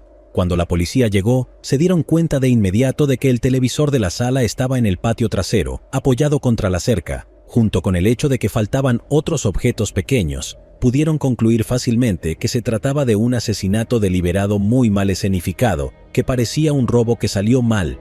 Manuela estaba en su cama, violada y golpeada. Había señales de que había sido atada, pero no se encontraron ligaduras ni arma en la escena. Aunque esto ocurrió en el condado de Orange, al igual que los asesinatos anteriores, fue en una ciudad diferente, por lo que se pensó que era un crimen no relacionado. Con la excepción de los crímenes en Goleta, la mayoría de los asesinatos del acechador nocturno original no se vincularían hasta años después. De hecho, durante años, la teoría principal de la policía sobre Manuela era que David era el asesino. Su coartada sólida de estar en el hospital con una infección viral grave en ese momento parecía inconsecuente. Fue exonerado de sospechas muchos años después, pero murió poco después. Hablando de Goleta, casi año y medio había pasado desde que se sospechaba que un robo que salió mal se cobró las vidas de Charlene y Lyman Smith. Como los otros crímenes no se habían relacionado, la gente ya no tenía miedo. Desafortunadamente, al acosador de la noche original le encantaba acechar las mismas áreas repetidamente, así que regresó a solo unas cuadras de distancia de donde había tenido lugar su primer asesinato premeditado.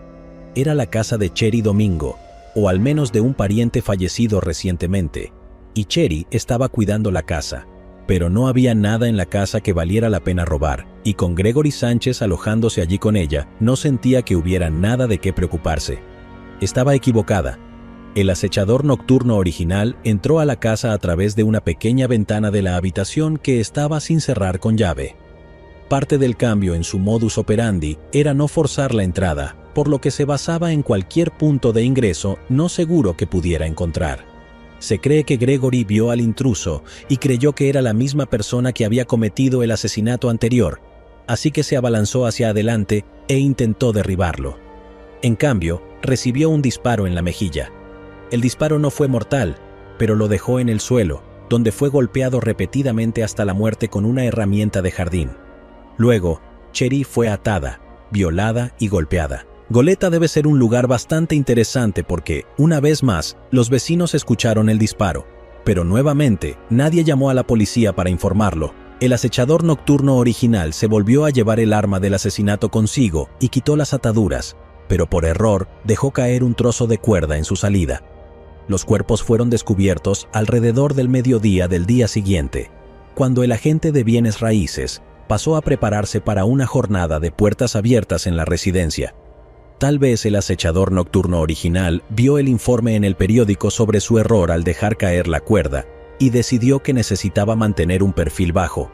O tal vez simplemente estaba cansado de enfrentarse a hombres más grandes y fuertes que él y no quería seguir arriesgándose a no poder sacar su arma a tiempo. Pero sea cual sea el caso, pareció desaparecer. Cherry y Gregory fueron asesinados el 27 de julio de 1981. Durante los siguientes 5 años estuvo inactivo. Parecía haber desaparecido por completo hasta el 4 de mayo de 1986. Janelle Cruz era una chica de 18 años que vivía en el condado de Orange. Estaba en casa con una amiga el día 4, ya que su familia estaba de vacaciones en México en ese momento. Su amiga se fue antes de las 11 de la noche y ella también salió de la casa por alguna razón. Su vecino escuchó que su auto regresó a las 11:15, así que probablemente fue a 7-Eleven a comprar algo de comida chatarra o algo así. Desafortunadamente, tenía el terrible hábito de olvidar cerrar con llave la puerta de su casa. Cuando Janelle regresó, el acechador nocturno original la estaba esperando en su propia cocina. La golpeó en la cabeza, salpicando su sangre en los gabinetes y el piso. Luego la llevó a la habitación porque ya estaba herida y probablemente con conmoción cerebral. No se molestó en atarla demasiado fuerte. Aún estaba atada, pero fue la única vez que sus ligaduras no fueron tan apretadas como para causar hematomas. Luego procedió a violarla y luego la golpeó hasta matarla. Las ataduras y el arma nunca se encontraron, pero se determinó que el arma casi con certeza era una llave inglesa que se guardaba en el patio trasero. El cuerpo de Janelle fue encontrado al día siguiente, alrededor de las 5 de la tarde, por agentes de bienes raíces, ya que esta era otra casa en venta. Después de 121 robos confirmados, 51 violaciones confirmadas y 13 asesinatos confirmados, el asesino desapareció repentinamente de la existencia. Era un criminal violento e insaciable que se regodeaba en causar terror a sus víctimas. Se enorgullecía no solo de acechar a sus víctimas, sino también de que se supiera de su presencia. No quería ser atrapado, pero quería que supieran que habían sido vigilados. Dolor, sufrimiento y el miedo eran el alimento de este individuo trastornado, y luego se detuvo. ¿Cómo puede ser posible? Una de las teorías más comunes es que se convirtió en padre en 1986. Se cree que esto de alguna manera fue un punto de inflexión para él. No creo eso ni por un segundo. En primer lugar, tanto en 1991 como en 2001, hizo llamadas telefónicas a víctimas anteriores del violador del área este para atormentarlas. En 2001 le preguntó a una mujer, ¿recuerdas cuando jugábamos? Pero en la llamada telefónica de 1991, su víctima escuchó a una mujer y niños de fondo. Un violador que tenía una familia, pero claramente sus impulsos no habían desaparecido, solo estaban siendo controlados en gran medida. En segundo lugar, y lo más importante, puede haber tenido una hija nacida en 1986, pero su primera hija nació en 1982. Creo que hay una razón mucho más plausible por la cual los asesinatos se detuvieron. Tener una familia no iba a disuadirlo. El único obstáculo para este monstruo era el miedo a ser atrapado. En Visalia, cuando solo cometía delitos no violentos, no dudó en cometer asesinatos por autopreservación. No había nada que no hiciera para evitar ser capturado, incluso abandonar por completo sus deseos criminales. En mayo de 1986, el acechador nocturno original mató a Janelle Cruz. En agosto de 1986, Richard Buckland, de 17 años, de Narborough, Inglaterra, fue acusado de violar y asesinar a 2 niñas. El juicio fue noticia en todo el mundo, ya que fue el primer caso en el que se utilizó la nueva tecnología de huellas dactilares de ADN en la corte. Para Richard, esta tecnología fue enviada por los dioses. ya que las pruebas demostraron que ambas niñas habían sido agredidas y asesinadas por la misma persona, pero no era él. Para el acechador nocturno original, esta tecnología podría ser una sentencia de muerte, probablemente no literalmente, ya que California lamentablemente no es un estado de GIA, pero la pena de muerte era técnicamente una posibilidad. Violó a 51 mujeres y niñas y no usaba condones mientras lo hacía, y aunque quisiera, probablemente no los hacían lo suficientemente pequeños. No había forma de que la policía no tuviera algo de donde pudieran obtener pruebas de ADN, pero no sabían a quién pertenecía ese ADN, por lo que no podía arriesgarse a nada que lo pusiera bajo custodia policial, donde podrían tomar una muestra de ADN. Encuentro esto más probable que cualquier otra razón para el fin de su oleada de terror. Podrías pensar que este tipo de temor a las represalias solo podría funcionar durante cierto tiempo. Y eso podría ser cierto si constantemente no le recordaban que lo estaban buscando. En 1997, todos los asesinatos en el sur de California que se creían en su mayoría no relacionados se vincularon al acechador nocturno original gracias al análisis de ADN. En 2001, estos se vincularon a sus crímenes en Sacramento mediante pruebas de ADN adicionales. En este punto, se hizo conocido por el acrónimo combinado de ER-ONS. No fue hasta 2016 que también se estableció una conexión con el desvalijador de Visalia, quien además ya tenía un nuevo nombre. En 2013, la autora de Crímenes Reales Michelle McNamara acuñó el nombre de El asesino de Golden State en una serie de artículos publicados en la revista Los Ángeles. También escribió estos artículos mientras investigaba obsesivamente para su libro sobre los crímenes, titulado Me habré ido en la oscuridad, la búsqueda obsesiva de una mujer del asesino de Golden State. Desafortunadamente, no vivió para ver el libro publicado, ya que murió de una sobredosis accidental de medicamentos recetados, incluyendo fentanilo, en 2016. El libro sería terminado por su esposo, Patton Oswalt, el escritor de Crímenes Reales Paul Hayes y el periodista de investigación Bill Jensen. El libro se publicó en 2018, 2 meses antes del arresto del asesino de Golden State. Pero, ¿cómo lo atraparon? Dejó de cometer crímenes y nunca cometió errores. A excepción de convertirse en un hombre gruñón y antipático, no hizo mucho para levantar sospechas sobre sí mismo. Todo se redujo a la evidencia de ADN y un sitio web de genealogía, aunque la verdad es más complicada de lo que la gente generalmente se da cuenta. En realidad, no somos tan diferentes. Jesús, Hitler, tú y yo tenemos más del 99.9% de ADN humano idéntico. El ADN humano está compuesto aproximadamente por 3.000 millones de nucleótidos, esas bases ACGT que probablemente aprendiste en clase de biología. De esos, solo alrededor de 3 millones son diferentes de persona a persona. Aún así, eso es una gran cantidad de puntos de datos, y francamente, era demasiada información para las fuerzas del orden. Si quieres construir un puente, no lanzas una losa masiva de granito conectando los puntos A y B, eso es costoso e ineficiente. Entonces, el objetivo es utilizar la menor cantidad de material posible de manera segura. Esto fue cierto al construir el CODIS, el sistema de índice de ADN combinado del FBI. Almacenar 3 millones de piezas de información para cada muestra lleva mucho tiempo y espacio, y almacenar grandes cantidades de datos era mucho más costoso en 1990, cuando se creó el CODIS que ahora. Entonces, ¿cuántos puntos de datos eran suficientes? ¿Te preguntas?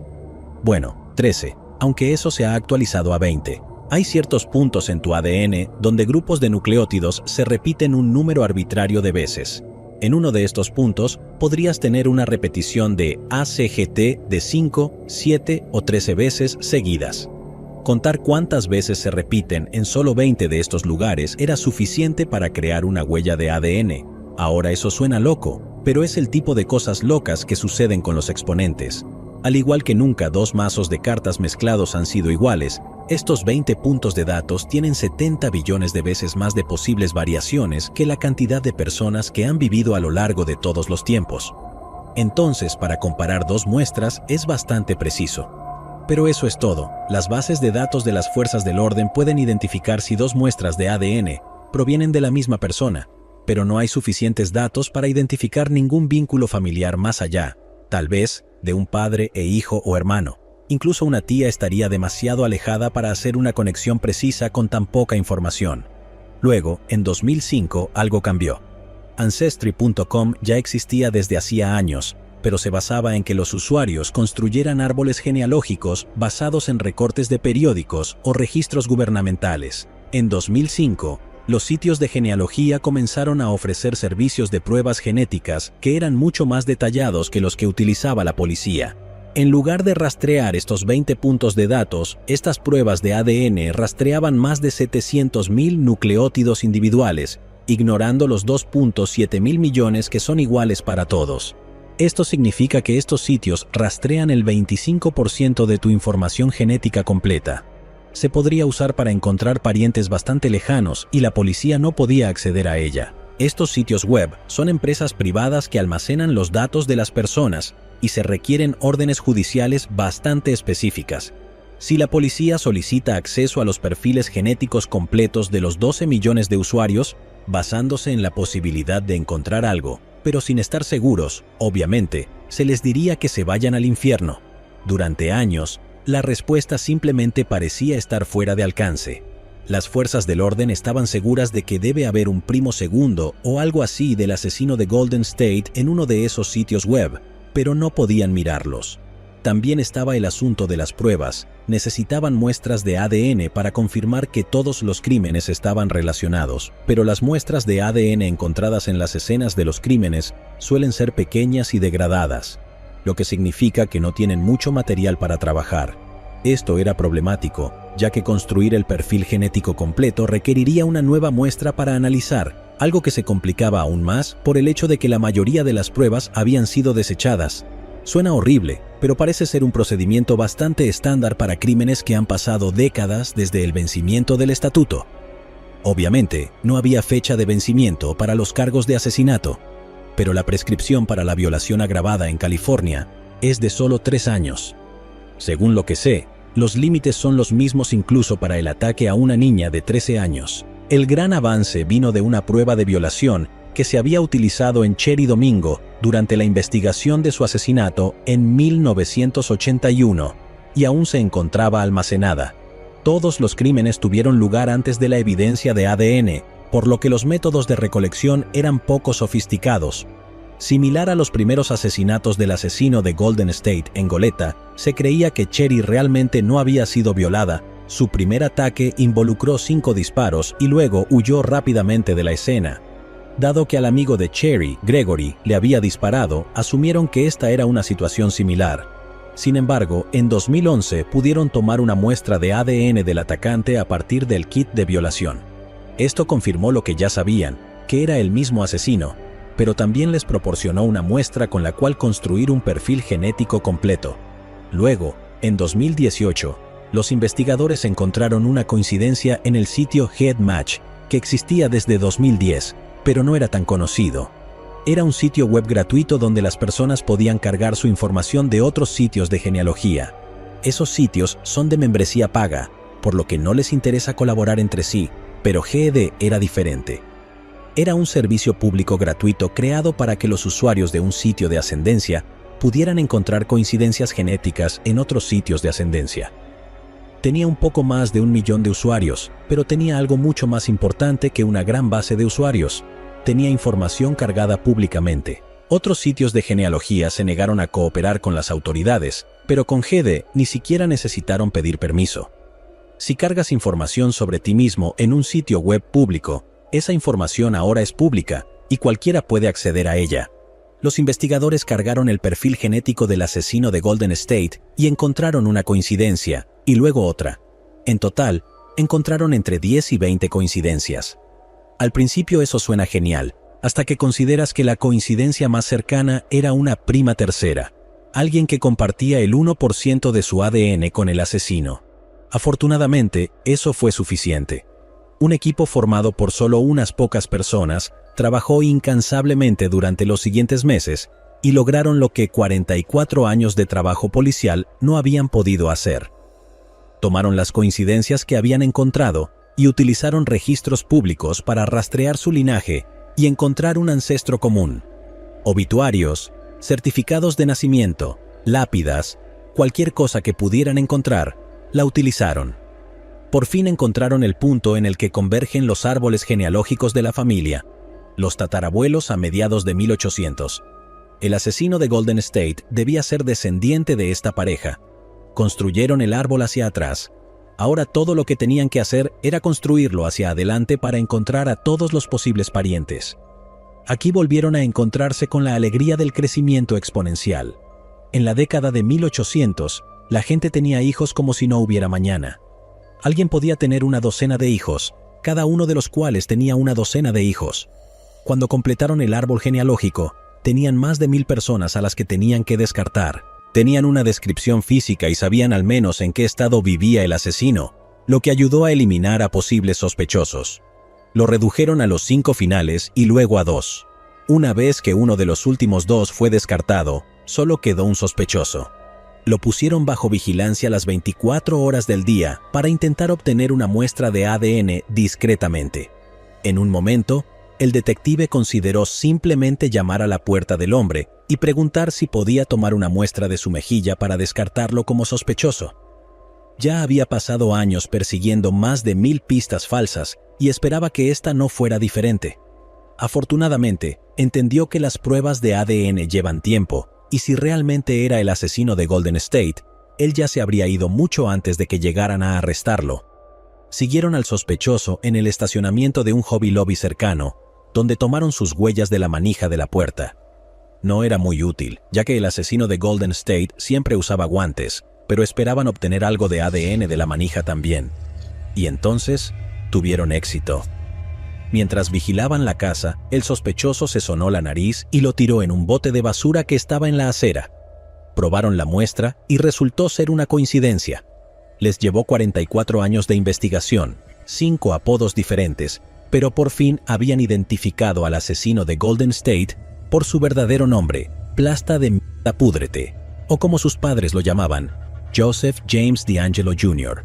Joseph y su pequeño miembro fueron detenidos de inmediato. Entonces, ¿quién era exactamente Joseph y cómo logró evadir la captura durante tanto tiempo? Joseph nació el 8 de noviembre de 1945, hijo de Joseph Sr. y Kathleen. Tenía 2 hermanas menores y un hermano menor. Joseph Sr. era un militar de la Fuerza Aérea de los Estados Unidos y antes de eso todavía formaba parte del ejército de los Estados Unidos, por lo que la familia se mudaba constantemente a donde Joseph Sr. era designado. Y ahora es el momento obligatorio del trauma infantil. Como era de esperar, Joseph Sr. era físicamente abusivo. Golpeaba a Kathleen con frecuencia y con tanta fuerza que ella solía usar varias capas de ropa, incluyendo varios pares de pantalones, para amortiguar los golpes. Este era un hábito que los niños también adoptarían, ya que ella, a su vez, desahogaba su ira físicamente abusando de los niños. Parecía que ese era el alcance del abuso de Joseph, pero aún así no es algo bueno y obviamente hay un trauma psicológico que viene con ello. Desafortunadamente, hubo otra cosa que sucedió, algo mucho peor. En 1953, la familia vivía en Alemania Occidental, donde Joseph Sr. estaba asignado. Joseph, de 9 años, estaba jugando con su hermana de 7 años en un almacén abandonado. Luego, 2 soldados entraron en el almacén y violaron a su hermana frente a él, que solo tenía 7 años. Algunos años más tarde, la familia terminó en California. Joseph asistió a la escuela secundaria en Rancho Cordova, la ciudad donde cometería su primera violación años después, y asistió a la escuela preparatoria en Folsom. Ya era un niño perturbado y había sido atrapado cometiendo robos en varias ocasiones. También había informes de que disfrutaba torturando y matando animales. Después de obtener su equivalencia de escuela secundaria, Joseph se enlistó en la Marina de los Estados Unidos y sirvió durante 22 meses en Vietnam, donde sin duda aprendió tanto el truco de los platos y a cómo hacer nudos de diamante. Después de su despliegue, Joseph regresó a California, donde obtuvo su título asociado en Ciencias Políticas con honores y luego su licenciatura en Justicia Penal. Pero ocurrió algo mientras obtenía su título asociado en Sierra College. Conoció a una mujer a la que llegaría a odiar, Bonnie Caldwell. Bonnie era estudiante de enfermería en Sierra College y los dos se enamoraron rápidamente. En mayo de 1970 se comprometieron, sin embargo, las cosas comenzaron a cambiar. Joseph era manipulador y abusivo, y ella sentía que su apetito sexual era insaciable, con relaciones sexuales que duraban horas. Eso está bien si ambas personas están de acuerdo, pero no tanto si solo una de ellas lo está.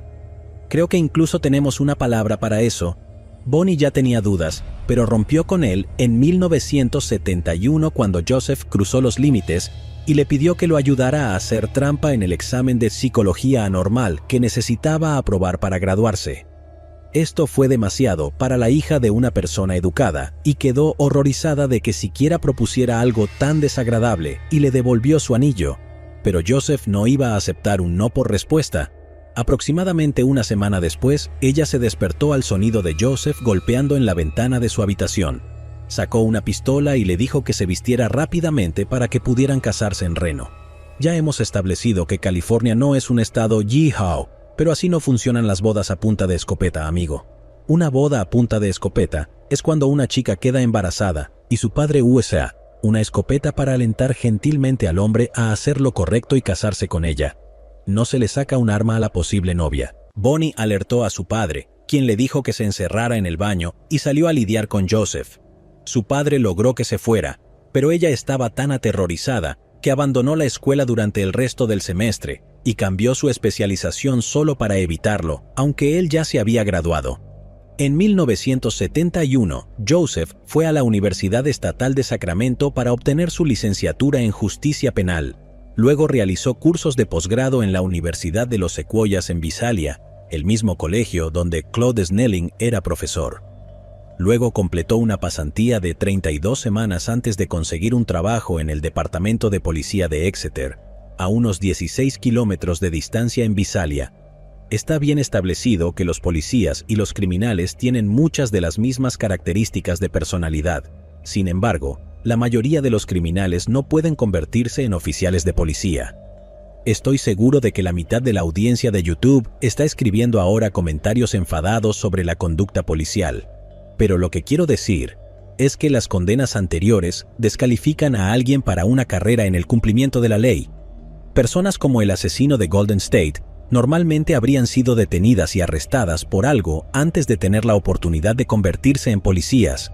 Lo que sucede es que Joseph fue arrestado por robos cuando era menor de edad, lo que significaba que esos antecedentes estaban sellados. La mayoría de los criminales como este habrían sido atrapados reincidiendo, pero él logró evitarlo. Logró conseguir un trabajo en la policía de Exeter y, por supuesto, fue en la unidad de robos.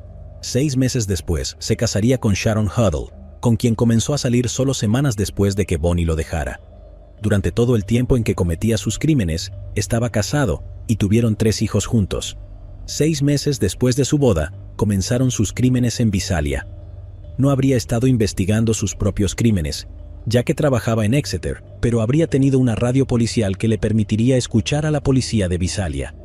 Como trabajaba en la unidad de robos, estaba bien informado sobre cómo la policía llevaría a cabo sus investigaciones y cómo eludir la captura. Mientras trabajaba en Exeter, se le consideraba la oveja negra del departamento. Joseph era un solitario ambicioso que se describía como demasiado inteligente para trabajar en su pequeño departamento. Fue esta ambición la que lo llevó a unirse al Departamento de Policía de Auburn en el área de Sacramento, donde trabajó desde agosto de 1976 hasta julio de 1979, debido a la ambición combinada con el deseo de huir del área después de haberle disparado a un policía. Si las fuerzas del orden hubieran compartido información, podrían haber notado que el desvalijador de Visalia apareció un año después de que Joseph comenzara a trabajar en la zona y desapareció unos meses antes de que se fuera, de la misma manera que alguien pudo haber hecho la conexión similar de que el violador del área este entró en acción aproximadamente un mes antes de que él comenzara su trabajo en Auburn y desapareciera el mismo mes en que fue despedido y se mudó al sur de California. Supuestamente, un detective de Visalia notó algo. Es posible que no hayan relacionado a Joseph con los crímenes, pero vieron que los crímenes del desvalijador de Visalia y el violador del área este estaban vinculados. Alega haber intentado repetidamente que la policía del condado de Sacramento lo escuchara, pero lo descartaron como proveniente de algún departamento insignificante que intentaba sacar provecho de la notoriedad del caso. Es cierto, esa es una razón extraña para rechazar la colaboración. No creo que la Junta de Turismo de Visalia estuviera tratando de vincularse con un violador peligroso que seguía prófugo. De todos modos, el caso se convirtió en un gran problema mientras Joseph trabajaba en Auburn. Fue una investigación tan importante que la policía fue llamada de departamentos vecinos para ayudar. A diferencia de lo ocurrido en Visalia, esto significa que realmente se le habría encargado investigar sus propios crímenes. Logró mantener todo en marcha durante algunos años, hasta que fue arrestado en 1979 por robar un martillo y repelente para perros. Dado que había un violador en serie suelto, esto probablemente debería haberse considerado sospechoso, especialmente porque fácilmente podría haberse permitido comprar esas cosas. Fue condenado a 6 meses de libertad condicional, tras lo cual fue despedido. Mientras lo despedían, amenazó con asesinar al jefe de policía. Luego se mudó al sur de California y el violador desapareció repentinamente. En este punto, me gustaría mencionar que en ningún momento antes de 2018, el nombre de Joseph había sido mencionado como un posible sospechoso.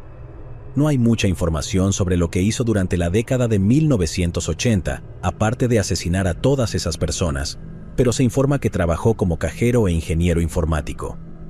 En 1982, su esposa Sharon se convirtió en abogada de divorcios. Irónicamente, la pareja se separaría en 1991, pero nunca llegó a presentar oficialmente la solicitud de divorcio hasta unos meses después de su arresto. En 1990, comenzó a trabajar como mecánico de camiones en el centro de distribución del supermercado y permaneció allí hasta su jubilación en 2017. Llevó una vida mayormente tranquila. Al igual que yo hoy, todos los que lo conocían se convirtieron en genios a posteriori. Después del arresto de Joseph, su cuñado dijo que mencionaba al violador del área este en conversaciones informales en los aniversarios de varios ataques. Sus vecinos también decían que era ruidoso y malhumorado, lo apodaban el Loco Joe. A menudo tenía estallidos ruidosos que involucraban muchos insultos e incluso amenazas de muerte hacia alguien, pero casi siempre estaba hablando consigo mismo durante estos episodios. Incluso se disculpaba con los vecinos por la vulgaridad después de estos estallidos. Sin embargo, hubo un incidente que no fue tan fácil de explicar. Llamó a un vecino y amenazó con entregarles una carga de muerte, un mensaje que dejó en su buzón de voz. La explicación que dio fue que su perro estaba haciendo mucho ruido. No soy realmente fanático de los perros, pero creo que eso es un poco excesivo.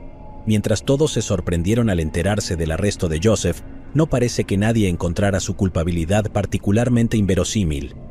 Los únicos que realmente nunca lo vieron venir fue su familia. Obviamente, él y su esposa no estaban en los mejores términos desde los 27 años de separación, pero en ningún momento ella consideró que fuera culpable de todos esos crímenes. Él era un oficial de policía en la unidad de robos, así que, si le decía que tenía que trabajar de noche, no había razón para sospechar o pensar algo al respecto. Los miembros de la familia decían que era todo lo contrario a lo que se informaba, pero la más expresiva era su hija mayor. Ella y su hija, la nieta de Joseph, vivían con él en el momento de su arresto. En su juicio, ella leyó una declaración de 5 páginas que había preparado, en la que lo describió como amoroso y abnegado, diciendo que era el mejor padre que podría haber tenido. Y tal vez lo era. 2 cosas pueden ser ciertas al mismo tiempo. Puede ser el mejor padre y abuelo del mundo, y también un asesino y violador. Puede parecer improbable, pero cosas más extrañas han sucedido. Una de las cosas que ayudaron a Joseph a pasar desapercibido fue su edad. Cometió crímenes en Visalia cuando tenía entre 29 y 31 años, pero la policía pensaba que estaban buscando a alguien de 18 a 19 años. Siempre pareció mucho más joven de lo que realmente era, y eso nunca cambió. Cuando estaba bajo vigilancia de los investigadores tratando de obtener su ADN, vieron que el hombre de 72 años tenía la fuerza, agilidad y energía de alguien 20 años más joven. Hacía ejercicio a diario, montaba su motocicleta y hacía cualquier cosa que una persona capacitada físicamente quisiera hacer. Luego comenzó el juicio y el abogado de Joseph lo empujó en una silla de ruedas hacia la sala del tribunal. Parecía haber envejecido 20, si no 30 años de la noche a la mañana. De la nada, el hombre enérgico se había convertido en un anciano y parecía estar representando a alguien que sufría de demencia. Afortunadamente, el juez no compró esta actuación ni por un segundo. Después del primer día, abandonaron la silla de ruedas, pero Joseph mantuvo su expresión en blanco, sin emociones, como si no pudiera comprender lo que estaba sucediendo a su alrededor. Entre eso y su fachada de la silla de ruedas, era dolorosamente claro que estaba tratando de manipular el sistema, afortunadamente para él, pero desafortunadamente para mi deseo de una venganza brutal. Sus abogados tuvieron el buen sentido de convencerlo de aceptar un acuerdo. La primera fiscalía rechazó la idea, pero estaban preocupados de que el juicio costara millones de dólares y durara al menos 10 años. Por mucho que quisieran buscar la pena de muerte, muchas de sus víctimas podrían no haber sobrevivido otros 10 años, y era importante que vivieran para verlo condenado. Aunque la fiscalía aceptó su declaración de culpabilidad, el acuerdo fue considerado como altamente inusual. Se le perdonaría la pena de muerte si se declaraba culpable de todo. No les importaba que el plazo de prescripción hubiera expirado en la mayoría de sus crímenes. Querían verlo sentado allí en el tribunal y admitir la culpa de todo lo que había hecho, sin importar si podía ser procesado por ello o no. Al final, Joseph DeAngelo admitió 161 crímenes. En su audiencia de sentencia, las víctimas y sus familias dieron sus declaraciones. Luego su familia hizo sus declaraciones, incluida la apasionada carta de su hija. Al final se le dio la oportunidad de hacer una disculpa extremadamente débil y sin emociones. Solo quedaba que el juez dictara el veredicto. La audiencia fue transmitida en vivo y la nación tuvo la oportunidad de ver lo que el juez había decidido. Joseph recibió la sentencia máxima posible por sus crímenes. Fue condenado a 11 cadenas perpetuas que se cumplirían de manera consecutiva. Después de eso, cumpliría otra cadena perpetua y, una vez que todo eso estuviera hecho, cumpliría 8 años más.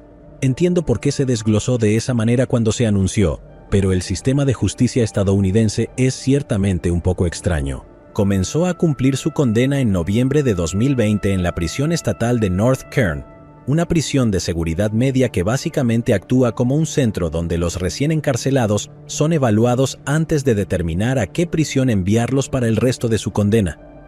3 meses después, fue trasladado a la prisión estatal de California en Corcoran, donde se encuentra en custodia protectora. Por mucho que deseara que hubiera sido condenado a muerte, al menos puedo tomar un poco de consuelo en el hecho de que el asesino convicto y violador de niños tuvo que pasar algunos meses en la población general. En resumen, creo que es justo decir que muy pocas personas estaban descontentas al ver que al asesino de Golden State era arrestado y llevado a la justicia, al menos en cierta medida. Sin embargo, la forma en que fue encontrado sigue siendo extremadamente controvertida. GED ha pasado por varios cambios en sus términos de servicio y su política de privacidad desde la atención que recibieron después de su arresto, seguido de una controversia en la que violaron su propia política de privacidad al ofrecer voluntariamente su ayuda a la policía en un caso que estaba fuera del alcance de su política establecida. Se realizaron algunos cambios importantes. Ahora los usuarios deben optar por permitir que sus datos subidos sean buscables por las fuerzas del orden, y los funcionarios de la ley no pueden registrarse como usuarios regulares. Deben pasar por un proceso especial para cargar un perfil genético que se utiliza como parte de un caso. Por supuesto, eso es solo su política oficial, mientras que otros sitios web de genealogía harán todo lo legalmente posible para luchar contra las órdenes judiciales y evitar compartir información de los usuarios. GD no lo hace. En 2019, se les entregó una orden judicial de un tribunal de Florida para dar acceso a la policía a todos sus perfiles de ADN, incluidos los más del 90% que habían optado por no ayudar a las fuerzas del orden. Cumplieron sin cuestionar la orden. Es una situación moralmente compleja, pero es algo que la sociedad realmente deberá examinar en un futuro cercano. Por un lado, me alegra que hayan atrapado al asesino de Golden State, y eso ni siquiera se acerca al único caso que se podría resolver de esta manera. Quiero decir, hay párrafos enteros que casi suplican que yo mismo accione el interruptor en la silla, pero, por otro lado, es extraño, es espeluznante y no me gusta. Nunca he considerado seriamente una vida delictiva, y aunque lo hubiera considerado, la simple existencia de pruebas de ADN no sería suficiente para detenerme sin la existencia de estas bases de datos. En ningún momento de mi vida debería estar en riesgo de perder algo al permitir que las autoridades accedan a ellas, y entiendo cómo son beneficiosas, pero de alguna manera aún se siente mal. Tal vez sea la completa falta de autonomía. Incluso si un sistema se basa completamente en la opción de participar, ningún individuo tiene realmente control sobre su información. Si un pariente lejano con un solo ancestro compartido hace casi 200 años optó por participar, ahora pueden encontrar a esa persona sin importar su elección. Este es un verdadero dilema ético que no resolveremos, pero debemos estar preparados para encontrar una mejor solución o un compromiso en un futuro cercano. Es fácil decir que no deberías oponerte si no tienes nada que ocultar, pero puedes no tener nada que ocultar y al mismo tiempo no querer sentir que estás bajo una vigilancia constante o viviendo en Gattaca. Será muy interesante ver hacia qué dirección se inclina la sociedad en su conjunto. Llegados aquí, ¿acaso no has visto este otro crimen? Yo no me lo perdería,